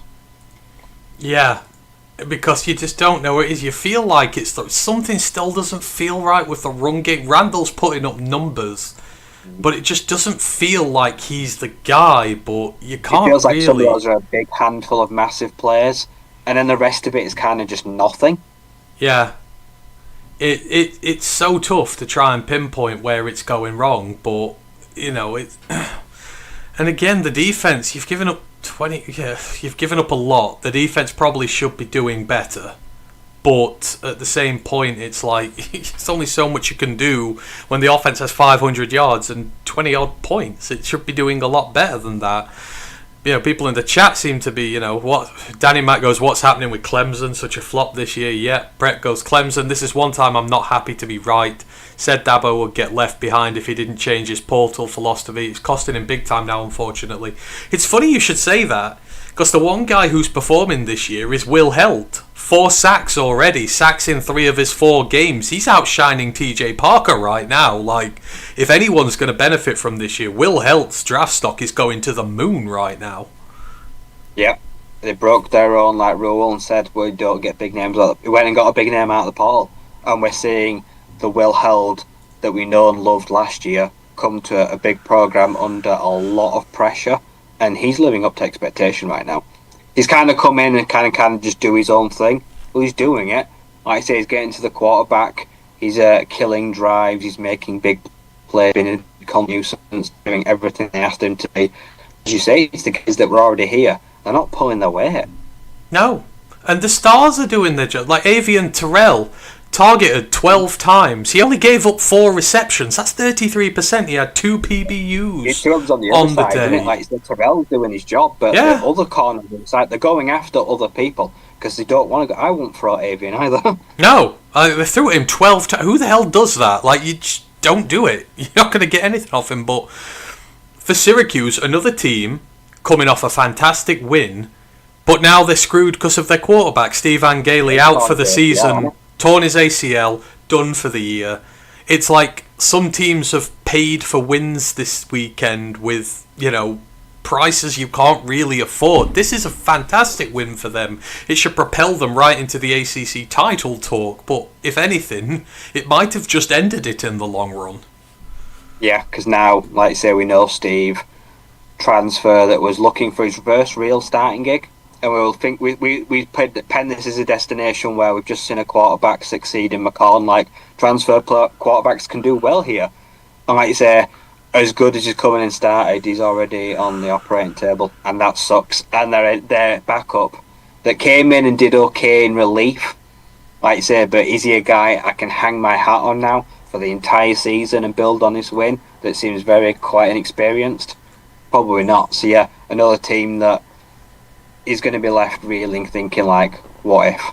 Great win, but that gif of Mario, like, we won, but what was the cost? Yeah. And this is the potential of the season. Yeah, absolutely. Yeah, great win for Q's. Terrible for Clemson. They've got to get their act in gear in a hurry. But yeah, it's just a shame Syracuse had to go and lose Angeli in the process. So hopefully they can get by. But yeah, Clemson's struggles continue. Clemson are done. I think they're on a slippery slope. I don't see them digging themselves out of a hole this time. No. And their quarterback stock is... Clubmaker's going to be... I mean, at this rate, he might have to come back to college. Yeah. If the slide's going to be that big, I don't think at this point he's going to declare. No. It feels like Clemson's real problem. They need a new quarterback. They maybe need to go for the portal for the quarterback. I don't know. It just feels like it's not been right since T-Law left. So, anywho, we'll see what goes on with them. But speaking of quarterbacks who's, their trajectory is on the way down, a quarterback whose trajectory is on the way up, Ryan, and you love him to death, and this was one of the many pick watches we got wrong this week. We both went 3-7. Mark Gronowski. We started to see the real Mark Gronowski there at Iowa. It's not been pretty to start, but Iowa on the road to Rutgers, a Rutgers team who were underdogs by 2.5 at home. But a game that you wouldn't expect to maybe be offensively explosive. There were 66 points in this game. Iowa 38, Rutgers 28, and this one came down to the wire. It was an absolute humdinger of a game. 766 yards of offense. Calliot Manis was slinging it through the air for Rutgers. Mark Gronowski on the ground for Kamari Moulton on the ground for Iowa. 4 rushing touchdowns on the day for them. And this was kind of a little bit of a ding-donger that went in, all sorts of directions until the last 6 minutes of this game. Iowa started it off and it was a kickoff. From the first play. Sorry? I knew it was going to be good from the first play because you do not kick to Kayan Vetyan. Do not kick to the man. He was one of the best returners in the country last year. They're not learning a lesson. No. Kayan Vetjan, as I said, first play of the game, 100-yard touchdown return off the kick. Rutgers making the ultimate mistake. Took them 12 seconds to take the lead in this one. Now, in fairness to them, their next 2 drives went for touchdowns. Antoine Raymond, their new star running back, got one in from 5 yards out. Then Calliot Manis had his own rushing touchdown to put Rutgers 14-7 up, but then Iowa responded in kind. Kamari Moulton had his rushing touchdown on the day from 6 yards out. Rutgers immediately hitting back. Calliot Manis with his second touchdown run of the day, this time from just a yard out. But then Mark Gronowski gets in on the action with the QB rushing touchdowns. He has one from 2 yards, and it's 21-21 with 8 minutes left in the second quarter, and you're thinking, my God, how high can this thing go? There is then not another point scored until the fourth quarter. They go a full 24 minutes in the game before this thing gets going again. Iowa have a field goal, 26-yarder from Drew Stevens to put them 3 up. Rutgers hit back. Antoine Raymond has his rushing touchdown, his second of the day from a yard out, to put Rutgers 28-24 up with 9 minutes 40 left. And then it starts to fall apart for them. A 7-play, 80-yard drive from Iowa, resulting in another Mark Gronowski rushing touchdown from 2 yards out. And then Kaliakmanis does what Kaliakmanis does best, and he balls things up. He throws his one interception on the day, and Iowa immediately put them to the sword. Gronowski again with a rushing touchdown with a very short field to work with, and suddenly 28-24 to Rutgers becomes 38-28 to Iowa, and Rutgers get turned over on downs, and Iowa just kneel this thing out. But I mean, you know what? Fair play to them, right? The two teams who are probably not going to do a great deal this year. You never know how far Iowa are going to go. But in fairness to them, that offense is looking better. Gronowski, you said he's going to be good there. He's starting to finally look like he's settling in. 3 rushing touchdowns will do well for him. Throwing a bit better through the air. Rutgers still look competitive. This was a far better than it had any right to be. I think we said it might be like a 30-point game. It ends up going for nearly 70. Yeah, fun game to watch. A lot of potential NFL talent. Like I say, Rutgers, number 9, the receiver, Strong. Yeah. He looks really good. He's having a great year. He's a big, dominant outside guy. And if you look at the grades on the year, the whole Iowa offensive line, PFF, they're just smashing it, aren't they? The guards, the center, everyone. That they have just given Mark Gronowski the best physical protection that you could ask for to go back to how he looked, like say, when he was a jackrabbit. And this is the first real game I've seen him look like the version of he was at the FCS that won a national title.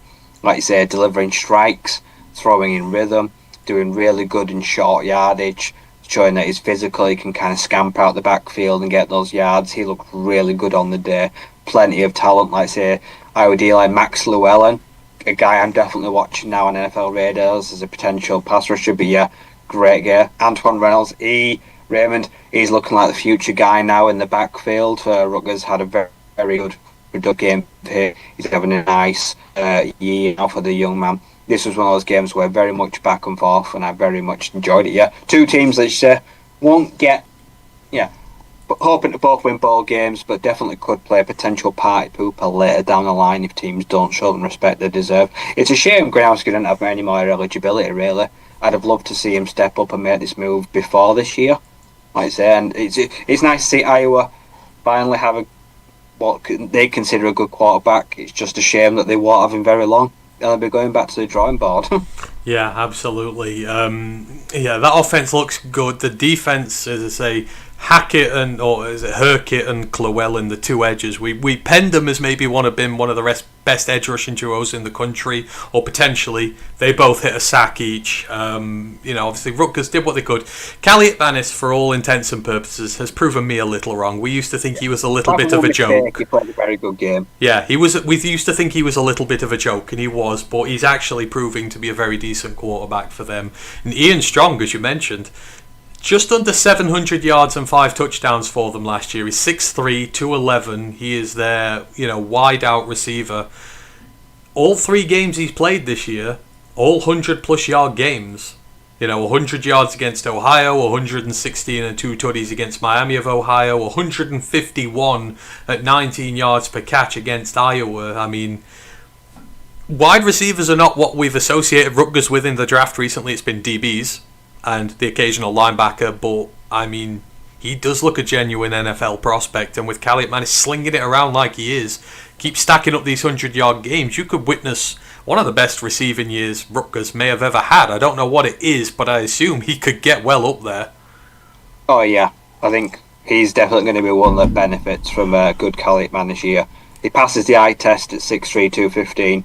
He's probably going to get, with how well he's built and how well he's playing, definitely going to invite him to the combine. I want to see what it'd look like testing athletically, and he may garner some late round NFL interest now from a guy that was probably a total unknown 18 months a year ago, like say. So now, like saying last year started this year hot, he's going to build some momentum now going into the year. Yeah, excuse me. Kaliakmanis. Yeah, like I say, has he got anything left after this year? He can't do. He's been around. What, he had 2 years? He had 2 years at Minnesota. This is his second year at Rutgers, is it not? So I would assume he's due. He might have 1 year left. If he does, I'd imagine he'd still return. But yeah, I think he's gonna end his time at Rutgers pretty much doing a lot better than he did at Minnesota. So he's going out on a high at least.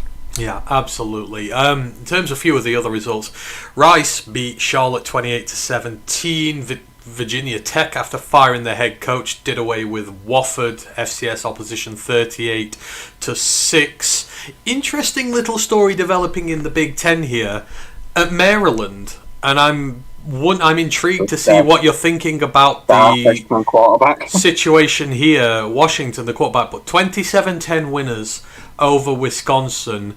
The defense, 11 tackles for loss and 6 sacks against Wisconsin, whilst the quarterback, Malik Washington, continues to be good. He was only at 50% throwing, but 255 yards, 2 touchdowns, did not turn the ball over. He had a rushing touchdown as well.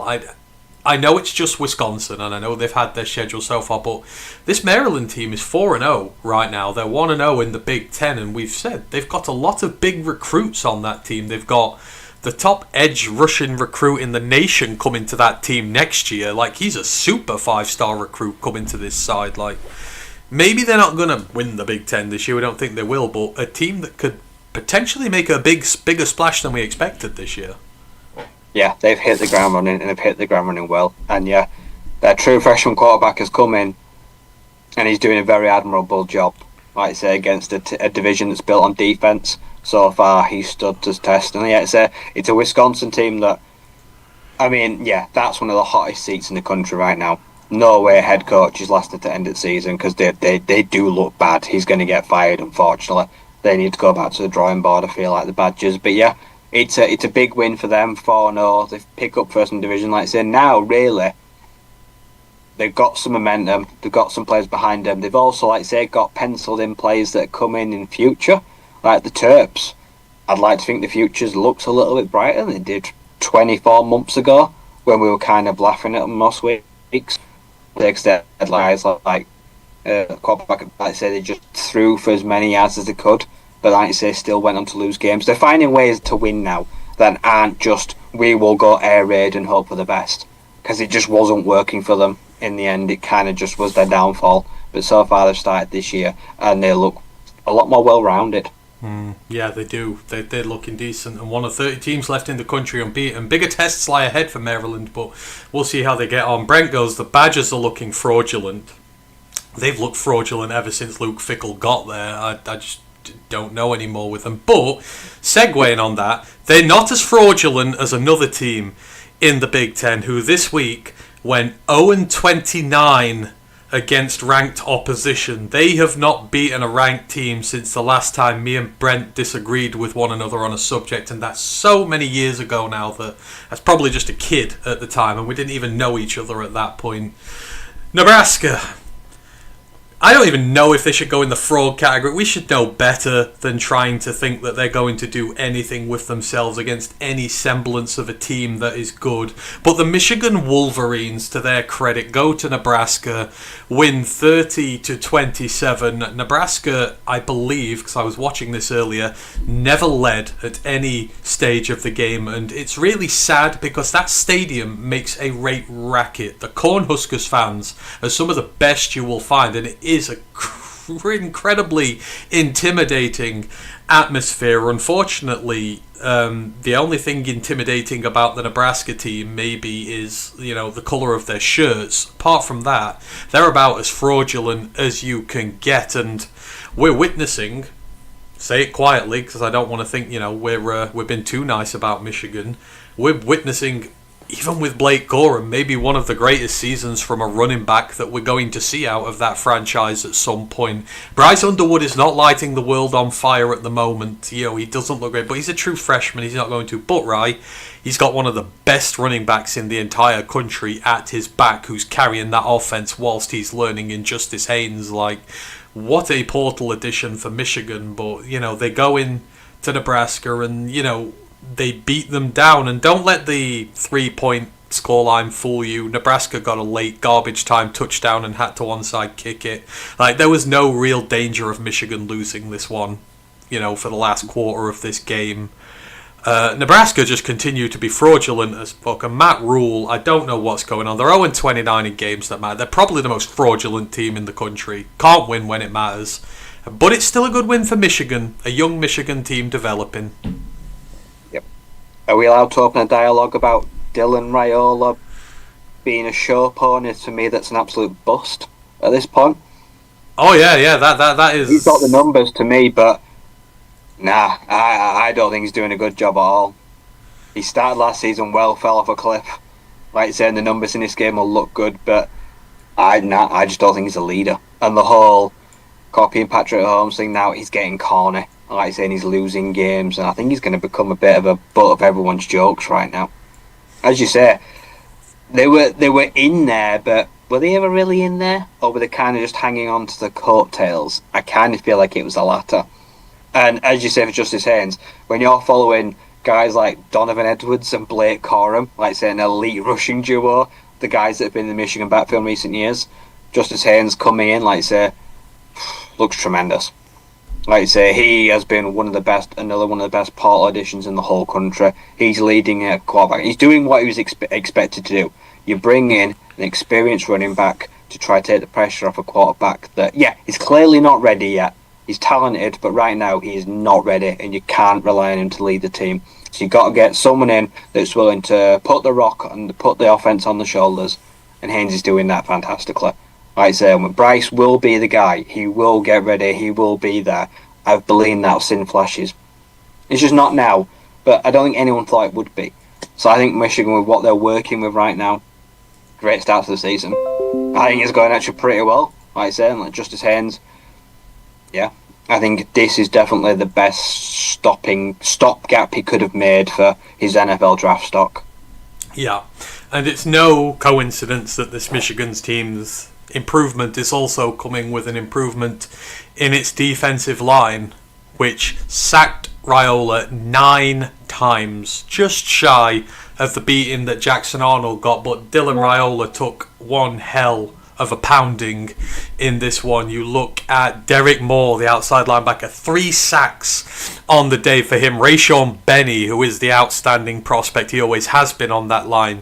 He had a sort of breakout game, 2 sacks there for him, and then they were just coming from all over the place. You know, you had the linebackers coming in, you had one of the safeties getting a sack as well. They put him in panic mode, and this Nebraska offensive line was, trash, but Michigan teams are good when their defensive line is good, and it feels like, it's clicking at the right time for them.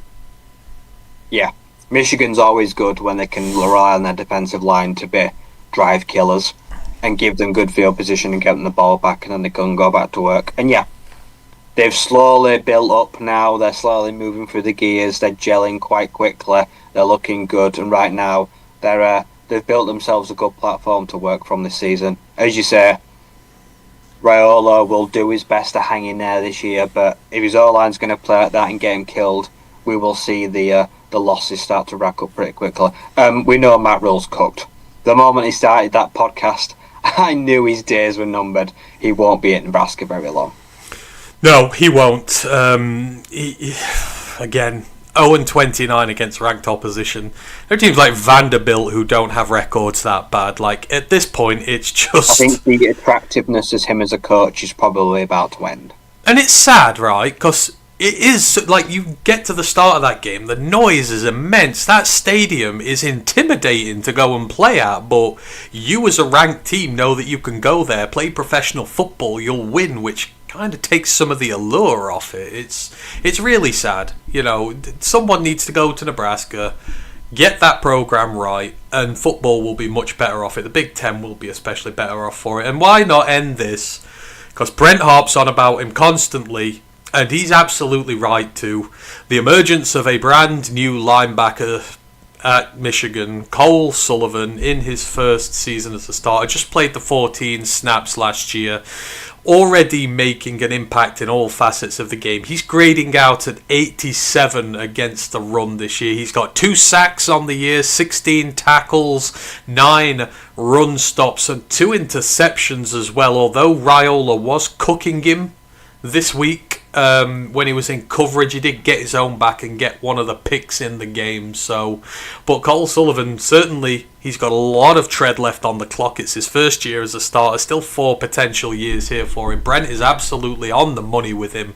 He does look very good, considering how little football he has played, and certainly one of the big stars in this game for the Wolverines defense. So yeah, Brent, we're listening loud and clear. The guy is, we'll watch him very closely going forward. So we always listen to you guys as well. It's not just us giving our players out there. We like to hear back from you all as well. If there's players you want us to watch, we will happily do that for you. Going through a few of the other games. The last... Oh, we can go to the Apple Cup next. That was a tremendous game. I'll hand it over. The Apple Cup. I mean, we didn't entertain much debate about who was gonna win it, but and that came to fruition. But I mean, we put up some numbers in this game. There were 83 points in this game, although 59 of them went to Washington. But the Apple Cup never disappoints, right? It is still a spectacle, regardless of how it ends. Yeah, this was one of those games where it's a fantastic rivalry for the most part. And this game, they were coming in, the Cougars would won the last 2. So Washington was kind of reeling coming in this one. The Huskies did not like that at all. But this one was just... For large parts, it was a beatdown. Like you say, the Huskies, they found their guy in Williams, who had a near-perfect game. I'm going to call it perfect. Like I say, I had 3 incompletions, 16-19, 300 yards, 4 touchdowns, and 88 yards on the ground at touchdown, 7 yards per carry. You cannot play a much better game than that. And for me, also, we're looking at one of the Denzel Boston. We might be talking about an NFL first-round wide receiver. The guy is absolutely tremendous. He absolutely had that secondary on toast.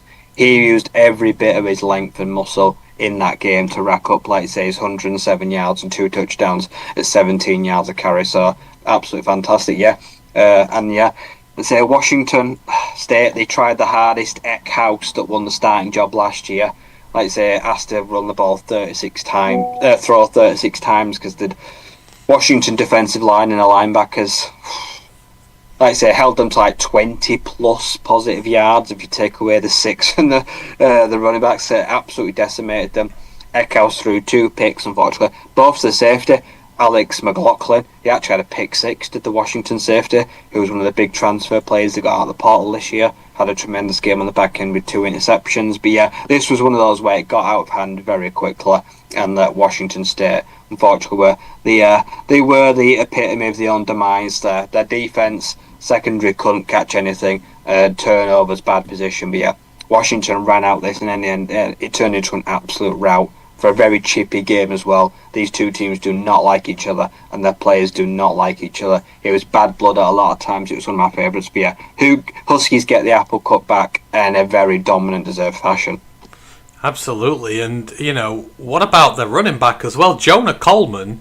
Yeah, he had a great game, like that, in the ground and through the air. He had a 100-yard performance as a receiver. He only had 60 yards on the ground, but he had 2 tutties. But already this year, he's reached 10 touchdowns already this year. Now, he did stat pad against, I want to say it was UC Davis. He had like 5, but he's got 4 in the others. He's at 10 tutties this year already. He's running at 7 yards per carry. He's shown an obvious proclivity for a receiver as well. Another, like Boston, who, draft stock to the moon. Yep, and we've seen recent Washington running backs go to the NFL and have success at the next level. So he's going to be the one in the next line. But Damon Williams Jr., he's just 19 years old. He's looking like the next big thing in college football, I think. He's had a tremendous start to the year, and this game just showed that he is an elite dual threat quarterback right now that I think a lot of teams, I think the college football should be scared of this young man. And we're going to see just how good he is this weekend, because they've got the reigning national champions coming to town. A big, big test for the Huskies this week. And if they pass it, good Lord is all I can say. Like, we're going to be waxing lyrical about them for weeks if they're able to pull something off, but Washington certainly have set themselves up a massive Apple Cup win before welcoming the Natty champions to town. We will see how they get on. Where were we earlier? Other results I've not quickly mentioned. The Skillet has been played for the last time, Ryan, and it's still not been renewed to this point. But TCU remerge the victors 35-24, and once again, we're seeing Josh Hoover, man, another 5 passing touchdowns for him. Eric McAllister, who was in the preseason list for Big 12 receivers, I mean, what did he end up with? I think he ended up with like 254 yards and 3 touchdowns, maybe the wide receiver of the week. No other receiver on that TCU team got more than 32 yards, whereas the lead got 254 on his own. He had about as many receiving yards as Kevin Jennings had throwing yards for SMU, but, we kind of figured TCU were the stronger team here. But, I mean, they went back and forth in this for a long time. It was much more competitive than the scoreline would suggest. SMU were winning with like 11 minutes to go here, and both defenses were turning up with a lot of splash plays. There were 12 tackles for loss in this game. There were 4 sacks overall, 3 interceptions, a lot of turnovers, a lot of ding-dong back and forth, a lot of chippiness as well. I don't know what the final penalty counter was, but I'm pretty sure it was high. But TCU kind of just pulled away at the end. That was when Eric McAllister had those 2 really big plays. He had 1 to start the game, he had 2 to end it. I think at the end of the day, he was the difference between the 2 teams. It kind of feels like if McAllister wasn't in that TCU lineup, SMU could have snatched it. But the last Skillet goes to TCU. But again, fantastic game as it always is. Yeah, these 2 teams, they do not like each other. Like I said, they've played, I think this is the 103rd year and it's like the 102nd meeting, so this is a pretty historic rivalry. Like I say, 9 penalties and 7 penalties. They don't like each other. There's 135 yards of yellow flags on the day. They do get chippy and they take this game really seriously. But yeah, Eric McAllister, he only had 700 receiving yards last year. He got 254 of it in 1 game just this year. He's going to blow. He's the man that is replacing Jack Betch. Like you say, he's filling in, taking all those targets, and he's going to fill his boots this year. He's already at 320. He's already matched nearly half of last season's total. So he's going to be a real breakout man. Josh Hoover just picks up where he last off. Last year finished like 3rd in the nation in passing. Like I say, this year, I've not checked the stats as of yet, but I'm pretty sure he's 1st or 2nd, like I say, passing yards per game in the country. He is commanding one of the most passing, nuanced offenses in the year. TCU still looks fairly pass heavy, not too one-dimensional, but yeah, SMU. Yeah, some costly turnovers in the air and some laps defending right at the end, which was able to caught them out. And TCU stay alive, won over the 30 unbeaten, and snuck into the rankings at 24. Yeah, they did. They are up there, and they're the team to beat. So it's an interesting game this weekend. Yeah, absolutely. We'll get on to that. We'll speed through the rest of these ones here, and then we'll take a look at next week. Where did we get up to? Louisville beat Bowling Green 40-17. That was ACC on MAC. UNLV, one of the 30 unbeaten teams, 41-38 winners over Miami of Ohio, who were winless this year. But Dan Mullen, they quietly, that's all their non-con's done now. They've not played a Mountain West game yet, so we need to see how they're doing conference. But they did away nice there. Army, coming back from a massive deficit against North Texas. They were down 28-7 just before the half, and you kind of thought they were going to get absolutely blown away. But, Dwayne Coleman, the new quarterback, really brought them back into this. He's throwing passing touchdowns, he's getting rushing touchdowns, he's hurt again, unfortunately. But they managed to come back from 21 points down to take it to overtime to 38 apiece. But unfortunately, North Texas were able to get the touchdown and beat them in overtime. So Army's season has started off rockily, and they need to see what's happened. In the country are playing better than Drew Testamaker right now. He's probably one of the best quarterbacks in the entire country. Yep. 254 yards and a tutty for him. And no interceptions either. This North Texas offense is dangerous. 1,000 yards, 10 touchdowns, and 0 interceptions already right now. He's one of the leading quarterbacks in all of football. Yeah, he's absolutely dangerous. I believe he's just a freshman. Yeah. Oh, he's a redshirt. He only played in like one game last year, so he's basically a freshman. Yeah, he is.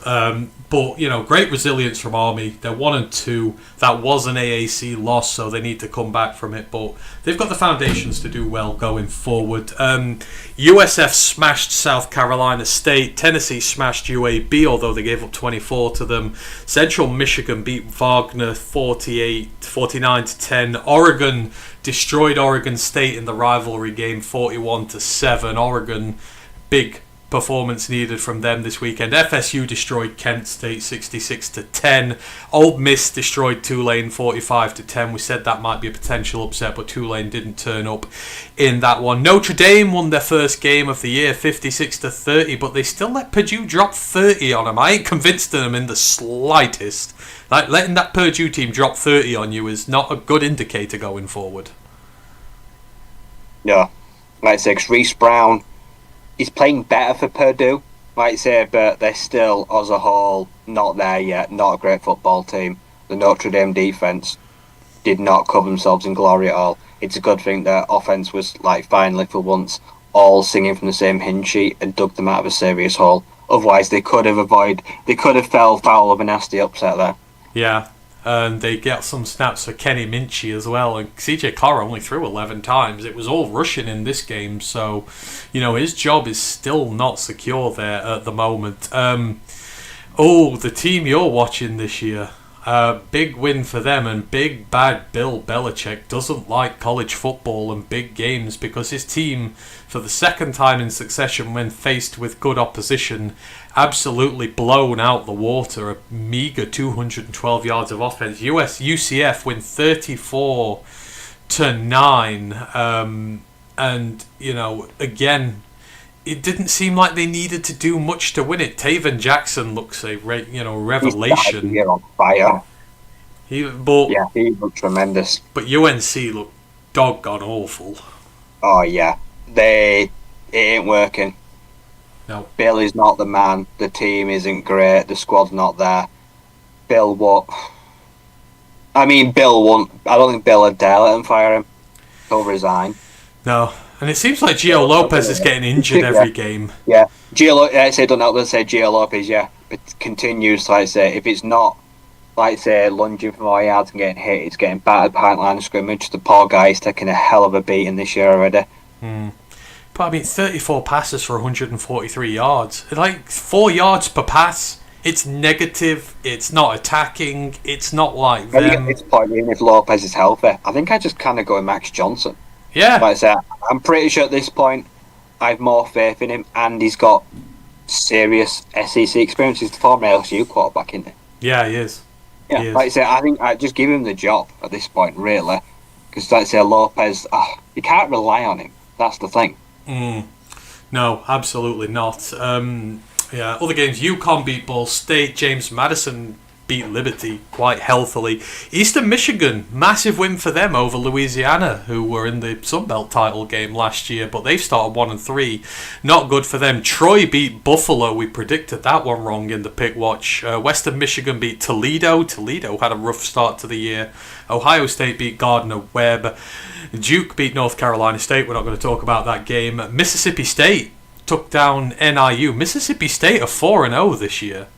Through the non-cons. First time they're 4-0 in a long time. Yes, I can't remember exactly when it was. Obviously, they've not played an SEC game yet, but It's something like 2012 or something. It's since a long they've been time. 4-0, and they're still not ranked, which is surprising. Yeah, I guess it's strength of schedule. Although they have beaten you guys, so you would expect. They beat Arizona State. Yeah, absolutely. Moving on. Nearly a big FCS upset. San Jose State escaping by the hair of their chinny chin chin against the Idaho Vandals, 31-28, and the Vandals looking very good on the eve of one of their biggest games of the year. Right, they're on for a huge game in the Idaho v Montana this week. Is it? Yeah. One of the most they do not like one another in the slightest either, do they? But looking very good against... Massive game at top at rankings. I think Chase Daniels, the former NFL quarterback, has announced he's going to be on the caller. Like I say, people love... Montana's stadium's like one of the more famous in the country because of where it's situated. A lot of people want to go there and watch it. Yeah, it's a huge game. It is. But... yeah, San Jose State got away with it, but I predicted them to get in the Mountain West title game, so I need them to start winning games. So just got out of there with the hair of their chinny chin chin. We need to talk about the team you're watching this year.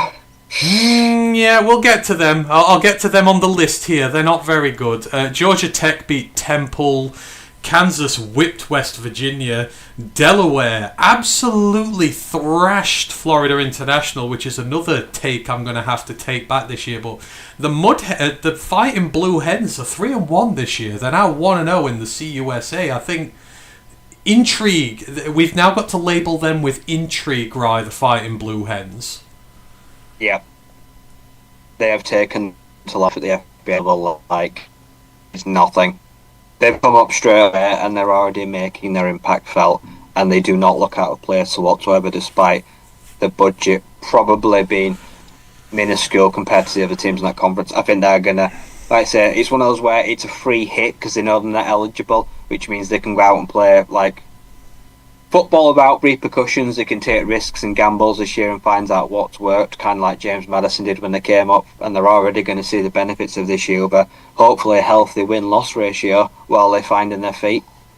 Yeah, absolutely. Yes, Bill B has gone after this year, I think, Brent. I don't think he does more than 1 year. This will be done for it. Another one of my preseason picks struggling. Kennesaw State knocked off Arkansas State. Arkansas State have started 1-3, although they played in the Sun Belt, but I'm a little concerned for them when they're losing to Kennesaw State.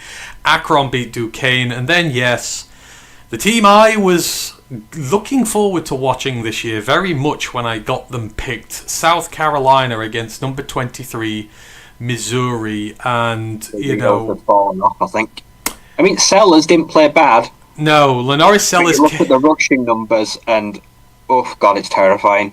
36 yards rushing for South Carolina against 302 through the air, whereas on the other side, Missouri, 171 passing, 291 rushing. Ahmad Hardy, it seems like we talk about him already in missed tackles forced with like 32 in 4 games. It feels like we talk about him every week at this point, but I mean, you've got to talk about the guy when he's doing well. His stats this year so far. Okay, you want to hear these? Against Central Arkansas, 102 yards. Against Kansas, 111 yards. Against Louisiana Lafayette, 250 yards. Against South Carolina, 131 yards. He has 601 yards and 6 touchdowns so far, going at 7.5 yards per carry. And as you mentioned, 37 missed tackles on the year. Yards after contact is up near 6. I mean... As long as Missouri stay unbeaten, he's in the Heisman race. I mean, how high in the draft can he go? I think is the question at this point, right? Are we looking at maybe one of the highest drafted running backs? I mean, we're talking Bijan territory right now. Maybe 5, 6, something like that if he carries on doing what he's doing. Oh yeah, he's on his pace for potentially a 1,500 yard each season. Like I said, with maybe 15, 20 touchdowns.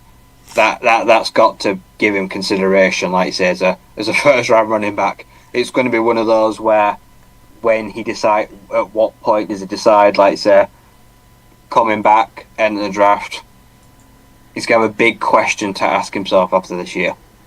So he's 4 games into his second season. He's about to break 2,000 yards in college already.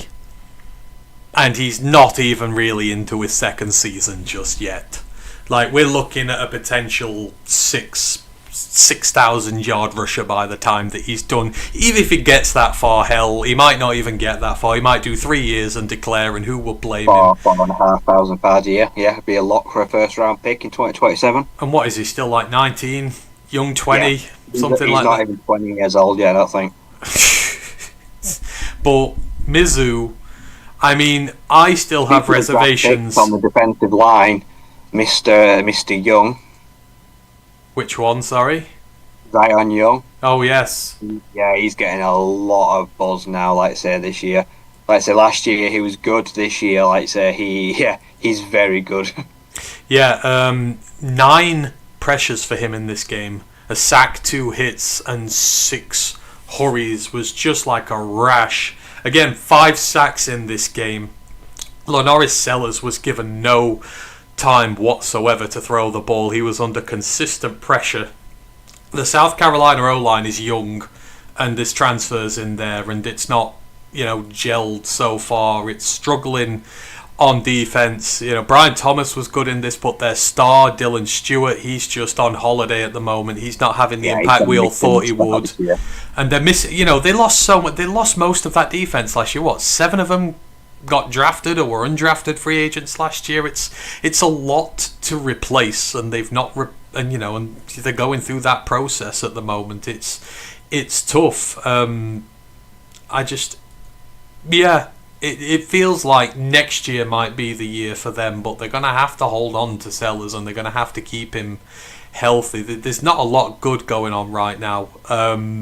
Obviously, Harbour, he was banged up last week. He didn't look at his best this week either. The run game is, it's just not there. I don't know. South Carolina going to struggle. I'm not sold on Bo Pribula. I know Danny loves him, and I know he's had a good start to the year. This week he looked like, say, he was leaning on the run game. Yes, and I know Danny loves him, but there were some questionable throws. There were throws that come from someone who's not started very much, and that's fine for him. I'm just not on the Pribula hype train yet. He's got a lot of development to undergo, and he's going to have a lot tougher challenges this year. The first time he's come up against decent opposition, he's looked... So I'm not ready to crown him just yet, but they won. That's all that matters. Marshall beat Middle Tennessee. Missouri State, their second win over Tennessee Martin. They're 2-2 on the year, the new FCS side. Coastal Carolina beat South Alabama. Georgia Southern, they went 2-2. Boise State, 49-37 winners over Air Force. That's the Mountain West one. Finally look like they're starting to get out of their slump. They're 2-1. They came off the bye looking a bit more refreshed. Western Kentucky beat Nevada. Miami destroyed Florida, and you kind of think now that Billy Napier, it's not where if anymore, it's when. Another lifeless performance. Do you know what their yards per play were in this game, Ryan?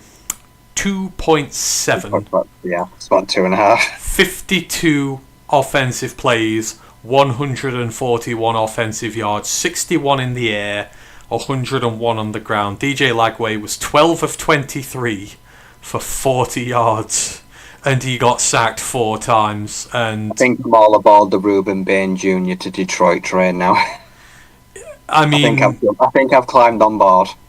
Reuben Bain is exactly what the Lions look for in their edge rushers, and he's the right size. But the thing is, he can rush the passer better than any big end we've ever had, and he's going to be an absolute menace. I'm with you. I'm all over the Lions drafting him when he eventually gets there. But another great game for him, and again, the Florida offensive line's not bad talent-wise. Like, it's a good standard of opposition to come up against. I mean, what was it? Another sack in this one, but his run defense was up at 81. He was the best graded defender on the team. But him and Messador, I mean, I know we said that Clemson had the best edge rushing duo, but I think on current form right now, Messador and Bain probably the best edge rushing duo in the nation right now. Yeah, because as you say, they can get to the quarterback, but also they don't neglect their hard, dirty duties in the run game. No, they don't. They're very well balanced and well rounded, and they respect that they've got to earn their right to sack the quarterback by setting the edge and stopping teams running them. So I like that. They're working harder than any pair in the country right now. They are indeed. Yes, Brent. I saw a report. Who is it? The old Ohio State coach saying, like, say, the 21 million buyout right now is the only thing protecting Billy Napier. I've got to agree. It would take a brave administration to take that buyout and fire him, because that is a monumental amount of money, and it's probably the only thing that's going to see him actually get this year. I don't even know how much it'll come down much at the end of the year just to do it, but yeah, it feels like they want to fire him, they just can't. The Wolverines edge duo were probably top 5 at the minute, Brent, but we'd have to do some deep diving on that. But they're up there. They're looking good. If they can carry on what they did the other day, they're looking good. Also, yes, you did hear right, 2.7 yards per offensive play for Florida. That's when you know you're down in the dumps. Vandy dropped a 70 burger on Georgia State, who they lost to last year. The Vandy Pimps are 4-0 this year, so they got Alabama next week, so we'll see just how good they are, but they're getting there. Virginia looking good, 48-20 winners over Stanford. BYU beat East Carolina 34-13. Louisiana Tech beat USM, Southern Miss 30-20. LSU beat Southeast Louisiana 56-10. Texas shut out Sam Houston 55-0, and Arch giving the big un to Sam Houston players is like, that's when a good player is playing bad and then does something stupid. You can't mouth off to Sam Houston level players when you're the Texas quarterback and you're blowing them out. You can't be doing that, right? Yeah, it's kind of like, it's like giving the big one to your little brother. You've beaten your little brother who's 6 years younger and unable to defend himself, going, yeah, look at me. That's like, it's ultimate. The bully feeling the pocket, the dinner money of, like, say, kids 2 years below you. Yeah. Everyone just thinks you're a prat. Yeah, exactly. We've seen how he's gone up against teams like, say, bullies his own size. He hasn't looked so bright then, has he? No, he has not, indeed. Utah State beat McNeese big 48-7. Texas State beat Nichols 35-3. Louisiana Monroe, they beat UTEP 31-25. They've won 2 again this year. Brian Vincent doing a wonderful job. UTSA beat Colorado State 17-16. Colorado beat Wyoming 37-20. San Diego State shut out Cal 34-0. That was a weird one. That was the weird scoreline of the week. That, Sagalulu Patele, who's been like one of the best quarterbacks in the country, and all of a sudden San Diego State, of all teams, shut them down completely. They had 100 yards less offense than Cal as well. Cal just lost the turnover battle. 3 turnovers from Cal. Can't do that. San Diego State. Weirdest result of the week by far. We'll see how Cal bounced back from that. Hawaii lost to Fresno State 23-21. We're disappointed in you, Hawaii. The last 2 games I want to mention, USC at Michigan State. Now, Michigan State put up a hell of a fight in this one. USC struggled to get past them, and Aiden Childs continues to look better on paper. 12 of 21 for 209 yards, 3 touchdowns. Amari Kelly and Nick Marsh. I mean, Nick Marsh did note in this, but Amari Kelly might be the transfer of the season for a team. His numbers have blown up. First, that big year at Middle Tennessee after leaving LSU, and now an even bigger year at Mich State. I think Mich State can be proud of that performance. Yeah. Went to Rose Bowl, played really well against a partisan crowd, and against, I can't believe I'm saying this, but against one of the most well-rounded teams in the country. I think the Trojans are actually going to find success this year. It helps when they've gotten the best players in the country, because I'm slowly coming around to Makai Lemon as a first-round NFL draft pick as well.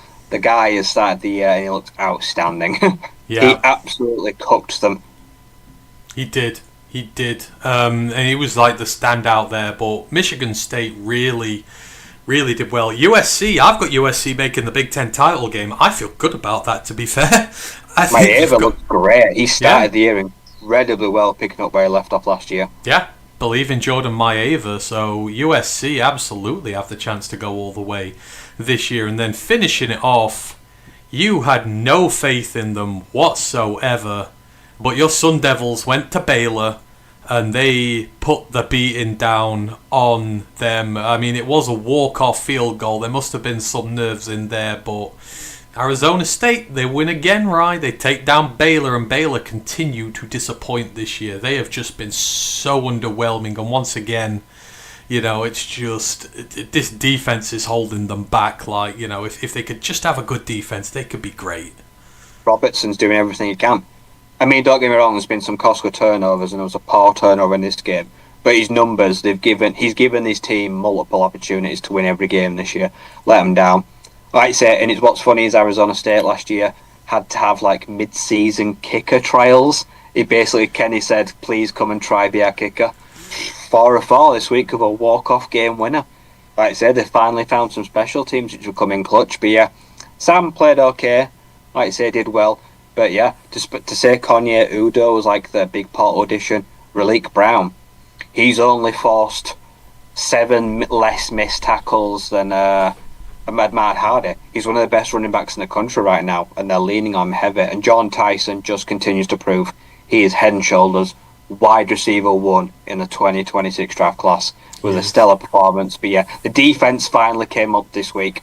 Like I say, it made some big plays. And like I say, it put pressure on Bale. But yeah, Dave Aranda is now struggling with some good talent. And yeah, at some point, I think he's going to have to go. I think at some point, he's going to have to make way. Yeah, he is. Because Washington absolutely crucified the SU defense as well. We could not stop a cold stopping in the run, and Robertson won. Like I say, and we still won the game. Yeah. So at some point, Dave will have to pay the price.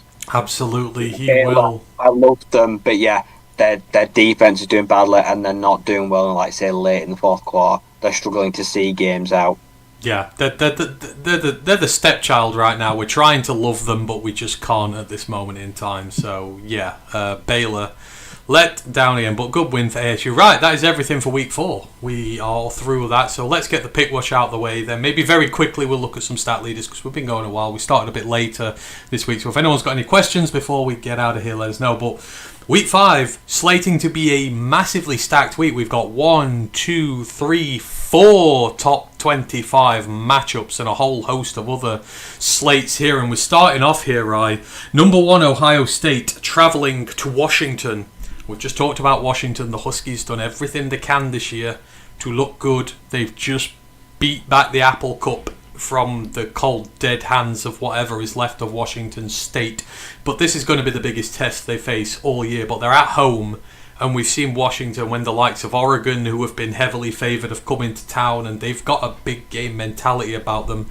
And they've got a young team that doesn't know when it's beaten and doesn't know the meaning of being an underdog. Now, they will be big dogs for this, but do you see a shock happening over there on the northwest coast? Yeah, I'm taking the biggest upset of the year. I'm going to have the Huskies at home. I am as well, and I should be taking all the favourites after a 3-7 week, but I did highlight this Washington team at the start of the year. I thought they would be very good this year, and they are showing to me that they are. So we've both got a Washington upset this week. Now I want to see if he does it. I've known Ryan a long time, and every time I think he gives up on this team, he always goes back to their corner and says one more time. It's like that abusive relationship where he goes, no, they can change for me, and one week they'll do it. Number 4, LSU, on the road at number 13, Ole Miss. One of the biggest SEC games of the week. LSU looked tremendous this year in Anderson and Barry and Brown. They've got one of the best wide receiver duos in the country. Neusmeyer looks good. That defense is coming to play against an Ole Miss team which quite frankly has looked really bad. It's been putting mediocre opposition away with difficulty. It looked a little better against Tulane, but they're at home, and quite frankly, Rye, eventually Lane Kiffin has to win one of these games to show even the slightest shred of legitimacy in that job. He needs to compete with the big boys. So are you going to be hurt one more time, or are you going to go with your head this time over your heart and say that LSU are going to trounce them like the frauds they are? I believe in Trinidad Chambliss, but this is a step too far. He's about to play one of the best defenses in the country. He's about to see what a real SEC defense looks like. And yeah, give me the Tigers. Like I say, Whit Weeks is going to lay a hurting on Lane Kiffin and his daughter. Now they've gone social media with their dating. Like I say, Whit Weeks is going to get 2 wins this week. Is that who is she dating? Whit Weeks? Yeah, Lane's daughter. Right, so put your money on it now. Whitweek's game-winning pick six Oh yeah, goes in front of Lane he's gonna Kiffin, blow us drops no doubt. drops the football in front of Lane Kiffin, and just walks off. Just be like, He's going to show him who's daddy. right, so everybody, upset alert, Old Miss are going to win this week. Ryan's abandoned them, and we all know that when he eventually abandons them, they're going to win. Number 8, Florida State, on the road to Virginia. This Virginia team, Ryan, this offense is incredibly good right there. They're going to put up a lot of points. And Florida State, they've got the great win over Alabama, but then they've played 2 cupcakes and ran up scores there. This might be their hardest challenge this year. It's ACC time. It's on the road. 2 high-scoring offenses. This could be an 80, 90-point game. The Noles on the road, obviously the ranked team. Are the Noles going to come unstuck, or is this surprisingly good start to the season going to roll on? Castellanos had a few mistakes last week, didn't he? He did. I'd say there was some sloppy play for him last week. But they're fooling me. They're looking like a credible team again, like they kind of know what they're doing. Like I say, Virginia. Give me the Cavs. I'll take an upset on Virginia. I'm taking the Cavs because, I can't, let Ash have the satisfaction of me guessing this right. So we're going to go against the grain here. They've got nothing to lose, they've got nothing to lose. And this might be the best offense FSU have faced this year, so it's better than Alabama's for absolute sure. Where were we? Number 21 USC at number 23 Illinois. Illinois, licking their wounds after their absolute beating at the weekend. Simply have to win this game. There's no ifs, ands or buts. You lose this to USC, you ain't going to the playoffs. Your season is over. USC, we've just said, look tremendous this year, but they have played an absolute cupcake of a schedule thus far, and this is the type of game they would lose last year when they were looking really good. 2 ranked teams probably shouldn't be. Is Maeva and co. going to carry on rolling, or will Illinois show us the team that we thought they were going to be this year and come back with the biggest bounce-back win? This is probably the worst game for them coming off a bad loss, because you're coming up a team against supreme confidence. I think this is where USC propel themselves to like top 10, top 15. I think they destroy Illinois. I reckon Mekhi Lemon has an absolute monster day out. I don't think it's going to be even close. See, I think this is a competitive slate, but the entire pick watch is agreeing with one another. But yes, we've got that there.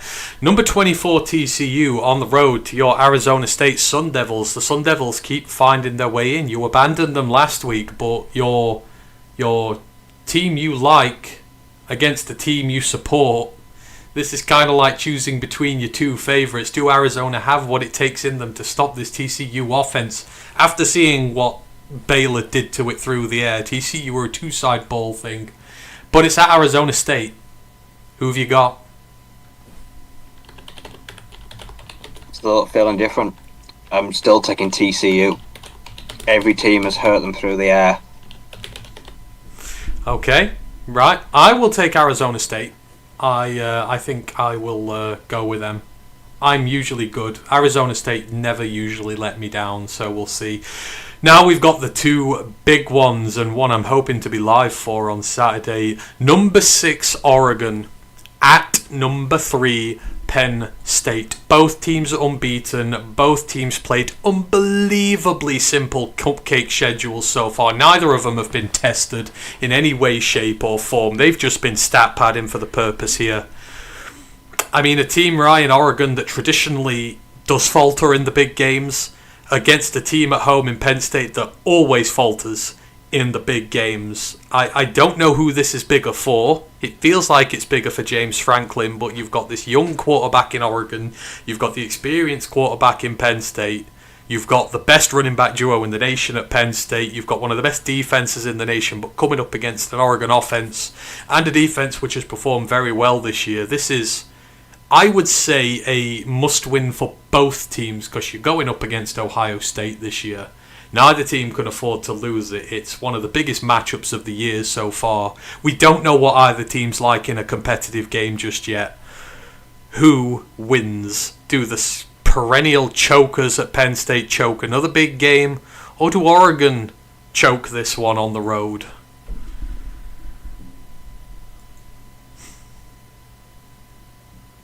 I've not seen anything to convince me that Penn State has changed. They will choke. I am with you in full agreement. I have been Penn State's biggest fan for the last few years, and they have hurt me repeatedly again and again and again, and this is an abusive relationship I'm getting out of. So I'm going to pick Oregon. So of course Penn State will win now and make me look bad, but that is who it is. 17 Alabama against 5 Georgia. Well, like either of them. It's like picking against my 2 least favourite children. I don't trust either of them.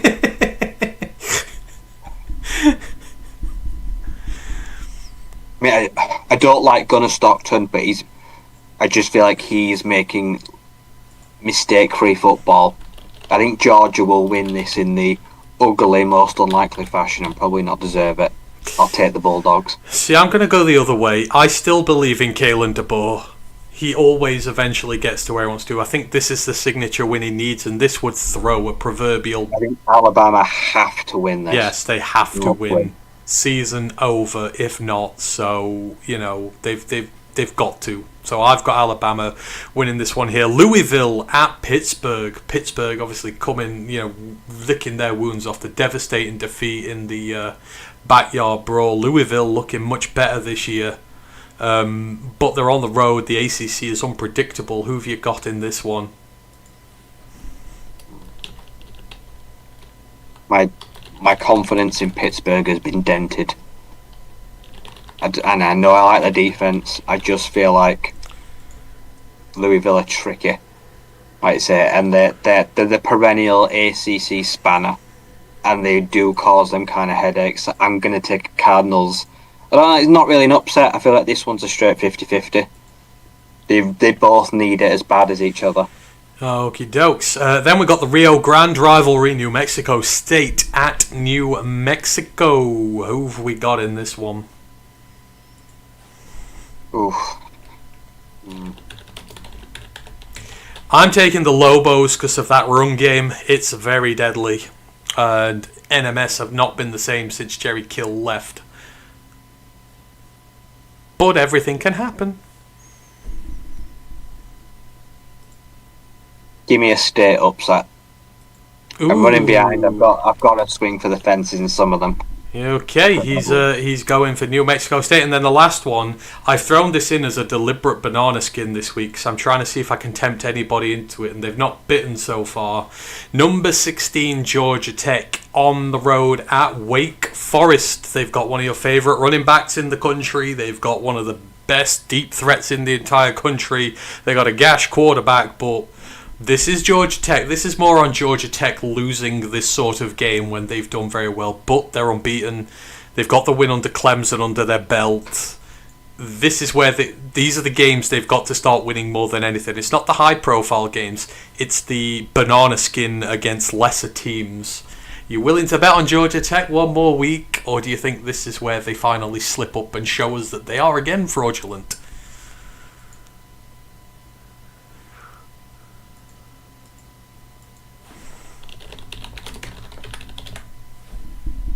Don't trust Robbie Ashford, but I also think the Wake Forest defence can cause Haynes King to have one of his meltdowns. Give me the Demon Deacons. Give me the upset. I've gone for the upset as well. I also am trying to move up some spots. He's very prone to rotten games, but that he should win with turnovers. It's fumbles as well. Haynes King's problem's always been fumbles, and they know that. If Damon Claiborne can just be given the ball 30 times, we'll be right. Yeah. Like he will do some serious damage on that team. So, like NC State, we struggled past them. So I'm hoping they give similar sort of problems to Georgia Tech. Right, we have been going quite a long time, so we'll do stats leaders and stuff next week. We'll just go through a few of these other games. Obviously, first game of the week is tonight. Army playing East Carolina. So the Army Black Knights in action, hoping the best for you there, Brent. In terms of the other ranked ones, Auburn are on the road to Texas A&M, number 9. Do we sniff upset there, or nay? I'm all about the Aggies on that. Their defense, I'd say Marcel Reed, I'd say Mario Craver, one of the best receivers in the country. That's Texas A&M for me all day. Okay, let's see how the loyalty to Gronowski is tested. Number 11 Indiana on the road to that Iowa defense. Do we see the Hawkeyes tripping up the Hoosiers, especially with them coming off that big win? No. Mendoza's riding the crest of a wave. That Iowa secondary is not what it used to be. All right.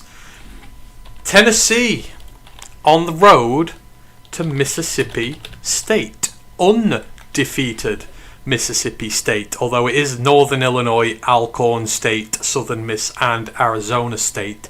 Can Mississippi State throw Tennessee's season into complete disarray at home, or are Aguiar and the Vols gonna play par on this and win?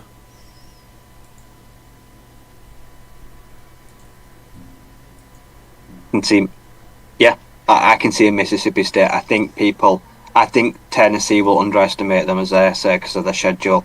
I think they can throw a real spanner in. I think they can beat the Volunteers. Alright, the Vandy Pimps are at home to Utah State before their big one against Alabama. Notre Dame are on the road to Arkansas. If they play anything like they did the other day, Arkansas are not going to win that. The other ones, Iowa State at home to Arizona. Don't want to say that's going to be an upset, but potentially maybe. Missouri at home to UMass. There's no way in hell that's going to be an upset. And BYU are on the road to Colorado, who are probably going to be on their 7th starting quarterback this year. Best of luck to Minnesota, as they're having the Gopher out this weekend against Rutgers, the Crimson out, or whatever it is they have there. Anything else games-wise that you're interested in this week, Rye?